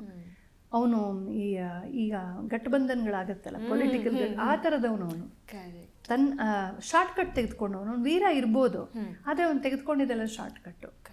ಮತ್ತೆ ಪಾಂಡವರ್ಗೆ ಅನ್ಯಾಯ ಆದಾಗ ಅನ್ಯಾಯ ಅಂತ ಗೊತ್ತಿದ್ರು ಸುಮ್ಮನಿದ್ನಲ್ಲ, ಅಲ್ಲಿಗೆ ಅವ್ನು ನೀಚ ಆದ. ಸೊ ಅವ್ನು ಎಲ್ಲ ಥರದಲ್ಲೂ ನೀಚನೇ. ಏನು ಅವರಿಬ್ಬರು ಮೈತ್ರಿ ತುಂಬ ಅದ್ಭುತ ಅಂತನೋ ಥರ ಇವತ್ತು ಸಿನಿಮಾಗಳು ಪ್ರೊಜೆಕ್ಟ್ ಮಾಡುತ್ತೆ. ಇರ್ಬೋದು ಮೈತ್ರಿ ಚೆನ್ನಾಗಿತ್ತು, ಇಲ್ಲ ಅಂತಲ್ಲ. ಅವರಿಬ್ಬರು ತುಂಬ ಕ್ಲೋಸ್ ಫ್ರೆಂಡ್ಸ್ ಆಗಿರೋ ದುರ್ಯೋಧನ ಕರ್ಣ, ಬಟ್ ಇಬ್ಬರು ದುಷ್ಟರು, ಅದನ್ನು ಮರಿಬಾರ್ದು. ಸೊ ಅವರಿಬ್ಬರು ಮೈತ್ರಿಯನ್ನು ಹೊಗಳೋ ನೆಪದಲ್ಲಿ ಅದೇನೋ ಆದರ್ಶ ಮೈತ್ರಿ ಅನ್ನೋ ಥರ ಹೇಳೋದು ನನಗೆ ತುಂಬ ನೋವಾಗುತ್ತೆ. ನಮ್ಮ ಧರ್ಮಸ್ಥಳದ ಶ್ರೀಗಳು ಎಷ್ಟು ದೊಡ್ಡವರು, ವೀರೇಂದ್ರ ಹೆಗಡೆಯವ್ರನ್ನ ಅಭಿನವ ಕರ್ಣ ಅಂತೆಲ್ಲ ಕರೀತಾರೆ. ನಂಗೆ ತುಂಬ ನೋವಾಗತ್ತೆ. ಯಾಕೆಂದರೆ ಕರ್ಣ ಅಲ್ಲ, ಅಭಿನವ ಧರ್ಮರಾಜ ಅಂತ ಹೇಳಬೇಕು ಅವ್ರನ್ನ. ಅಭಿನವ ರಾಮ ಅಂತಲೂ ಆ ಥರ ಹೇಳಬೇಕು. ಕರ್ಣಂಗೆ ಅಜೆಂಡಾ ಇತ್ತು, ದೌಷ್ಟ್ಯ ಇತ್ತು ಅವ್ರಿಗೆ. ಅದೆಲ್ಲ ಅವರು ತುಂಬ ಉದಾರಿಗಳು, ಅವ್ರಿಗೆ ಏನೂ ಬೇಕಾಗಿಲ್ಲ, ಸಮಾಜದ ಹಿತಕ್ಕಾಗಿ ಕೆಲಸ ಮಾಡ್ತಾರೆ. ಹೆಂಗಾಗತ್ತೆ ನೋಡಿ, ಒಂದು ನ್ಯಾರೇಟಿವ್ ಕ್ರಿಯೇಟ್ ಮಾಡಿ ತಿರ್ಚಿಬಿಟ್ಟು ಯಾರೋ ಒಬ್ಬ ದುಷ್ಟನನ್ನು ಹೀರೋ ಮಾಡಿದ ತಕ್ಷಣ ಅಲ್ಲಿಂದ ಅವನ ಹೀರೋ ಆಗ್ತಾ ಹೊರಟೋಗ್ತಾನೆ. ಹೀರೋ ಆಗ್ಬೇಕಾದವನು ವಿಲೇನ್ ಆಗ್ತಾ ಹೋಗ್ತಾನೆ. ಈ ಕೇರಮಲ್ಲಿ ಹಿಂಗೆ ಹೊಡೆದ್ರೆ ಹಿಂಗೆ ಹೋಗಿ ಇಲ್ಲಿ ಬೀಳುತ್ತಲ್ಲ, ಹಾಗೆ ಈ ಕರ್ಣನನ್ನ ಇಂಪಾರ್ಟೆನ್ಸ್ ಕೊಟ್ಟ ತಕ್ಷಣ ಅರ್ಜುನ ವಿಲೇನ್ ಆಗ್ತಾನೆ, ಅರ್ಜುನನಿಂದ ಕೃಷ್ಣ ವಿಲೇನ್ ಆಗ್ತಾನೆ. ಸೊ ಜನರಿಗೆ ಕೃಷ್ಣನ ಮೇಲಿರುವ ಗೌರವ, ಪ್ರೀತಿ, ಭಗವದ್ಗೀತೆ ಅದು ಕಡಿಮೆ ಆಗಬೇಕು. ಉದ್ದೇಶ ನೋಡಿ ಹೆಂಗಿರುತ್ತೆ ಅಂತ. ಸೊ ಇದೆಲ್ಲ ಅಜೆಂಡಾಗಳು ನಡೀತಾ ಇರುತ್ತೆ. ಹಾಗಾಗಿ ನಾವು ಮೂಲಗಳನ್ನು ಓದಬೇಕು. ಇದಕ್ಕೆಲ್ಲ ಒಂದೇ ಸೊಲ್ಯೂಷನು, ಮೂಲ ಓದಿ, ಆವಾಗ ಸ್ಪಷ್ಟತೆ ಸಿಕ್ಕುತ್ತೆ. ಹಾಗಾಗಿ ಈಗ ರಾಮಾಯಣದಲ್ಲಿ ಇಷ್ಟೊಂದು ಕಥೆಗಳಿವೆ, ಯಾವುದನ್ನು ಓದಬೇಕು ಅನ್ನುವಂಥ ಕನ್ಫ್ಯೂಷನ್ ಯಾರಿಗಿದ್ರೂ ಕೂಡ ಆರತಿಗೆ ಈಗ ಬಹಳ ಅದ್ಭುತವಾಗಿ ವಿವರಣೆಯನ್ನು ನೀಡಿದ್ದಾರೆ. ದಯವಿಟ್ಟು ಕೇಳಿ. ಆ್ಯಂಡ್ ಯಾರೋ ಬಂದು ಹಾಗಂತೆ ಹೀಗಂತೆ ಅಂತ ಹೇಳುವಾಗ ದಯವಿಟ್ಟು ಮೂಲ ರಾಮಾಯಣವನ್ನು ಓದಿ. ಅದಾದ ನಂತರ ಅವರು ಎಲ್ಲ ಪ್ರಶ್ನೆಗಳಿಗೆ ನೀವು ಉತ್ತರವನ್ನು ಕೊಡಿ. ಯಾಕಂತ ಹೇಳಿದ್ರೆ ಇವತ್ತು ವಾಟ್ಸಪ್ಪಲ್ಲಿ ಏನೋ ಬರಬಹುದು, ಎಲ್ಲೋ ಏನು ಬರೆದು ಹಾಕ್ತಾರೆ. ನಾವು ಯಾಕೆ ಅದನ್ನು ನಂಬಬೇಕು? ಮೂಲ ರಾಮಾಯಣವನ್ನು ನಾವು ಓದುವ. ಅದಾದ ನಂತರ ಯಾರಿಗೆ ಹೇಗೆ ಉತ್ತರವನ್ನು ಕೊಡಬೇಕು, ನಮಗೆ ಎಲ್ಲದಕ್ಕೂ ಕೂಡ ಅಲ್ಲೇ ಉತ್ತರ ಸಿಗುತ್ತೆ. ಹಾಗಾಗಿ ನಾವು ಮೂಲವನ್ನು ನೋಡೋಣ. ಅಕ್ಕ, ನಿಮ್ಮೆಲ್ಲ ವಿಶ್ಲೇಷಣೆ ಕೂಡ ಧನ್ಯವಾದಗಳು. ಧನ್ಯವಾದ, ನಮಸ್ಕಾರ. ಟಿವಿ ವಿಕ್ರಮ, ದೇಶ ನಿಮ್ಮ ಕೈಯಲ್ಲಿ. ಈ ಕಾರ್ಯಕ್ರಮ ನಿಮಗೆ ಇಷ್ಟ ಆಗಿದ್ದಲ್ಲಿ ಲೈಕ್, ಶೇರ್ ಹಾಗೂ ಕಮೆಂಟ್ ಮಾಡಿ. ಟಿವಿ ವಿಕ್ರಮದ ಕಾರ್ಯಕ್ರಮಗಳನ್ನು ನಿರಂತರವಾಗಿ ವೀಕ್ಷಿಸಲು ಸಬ್ಸ್ಕ್ರೈಬ್ ಮಾಡಿ, ಬೆಲ್ ಐಕನ್ ಒತ್ತಿ.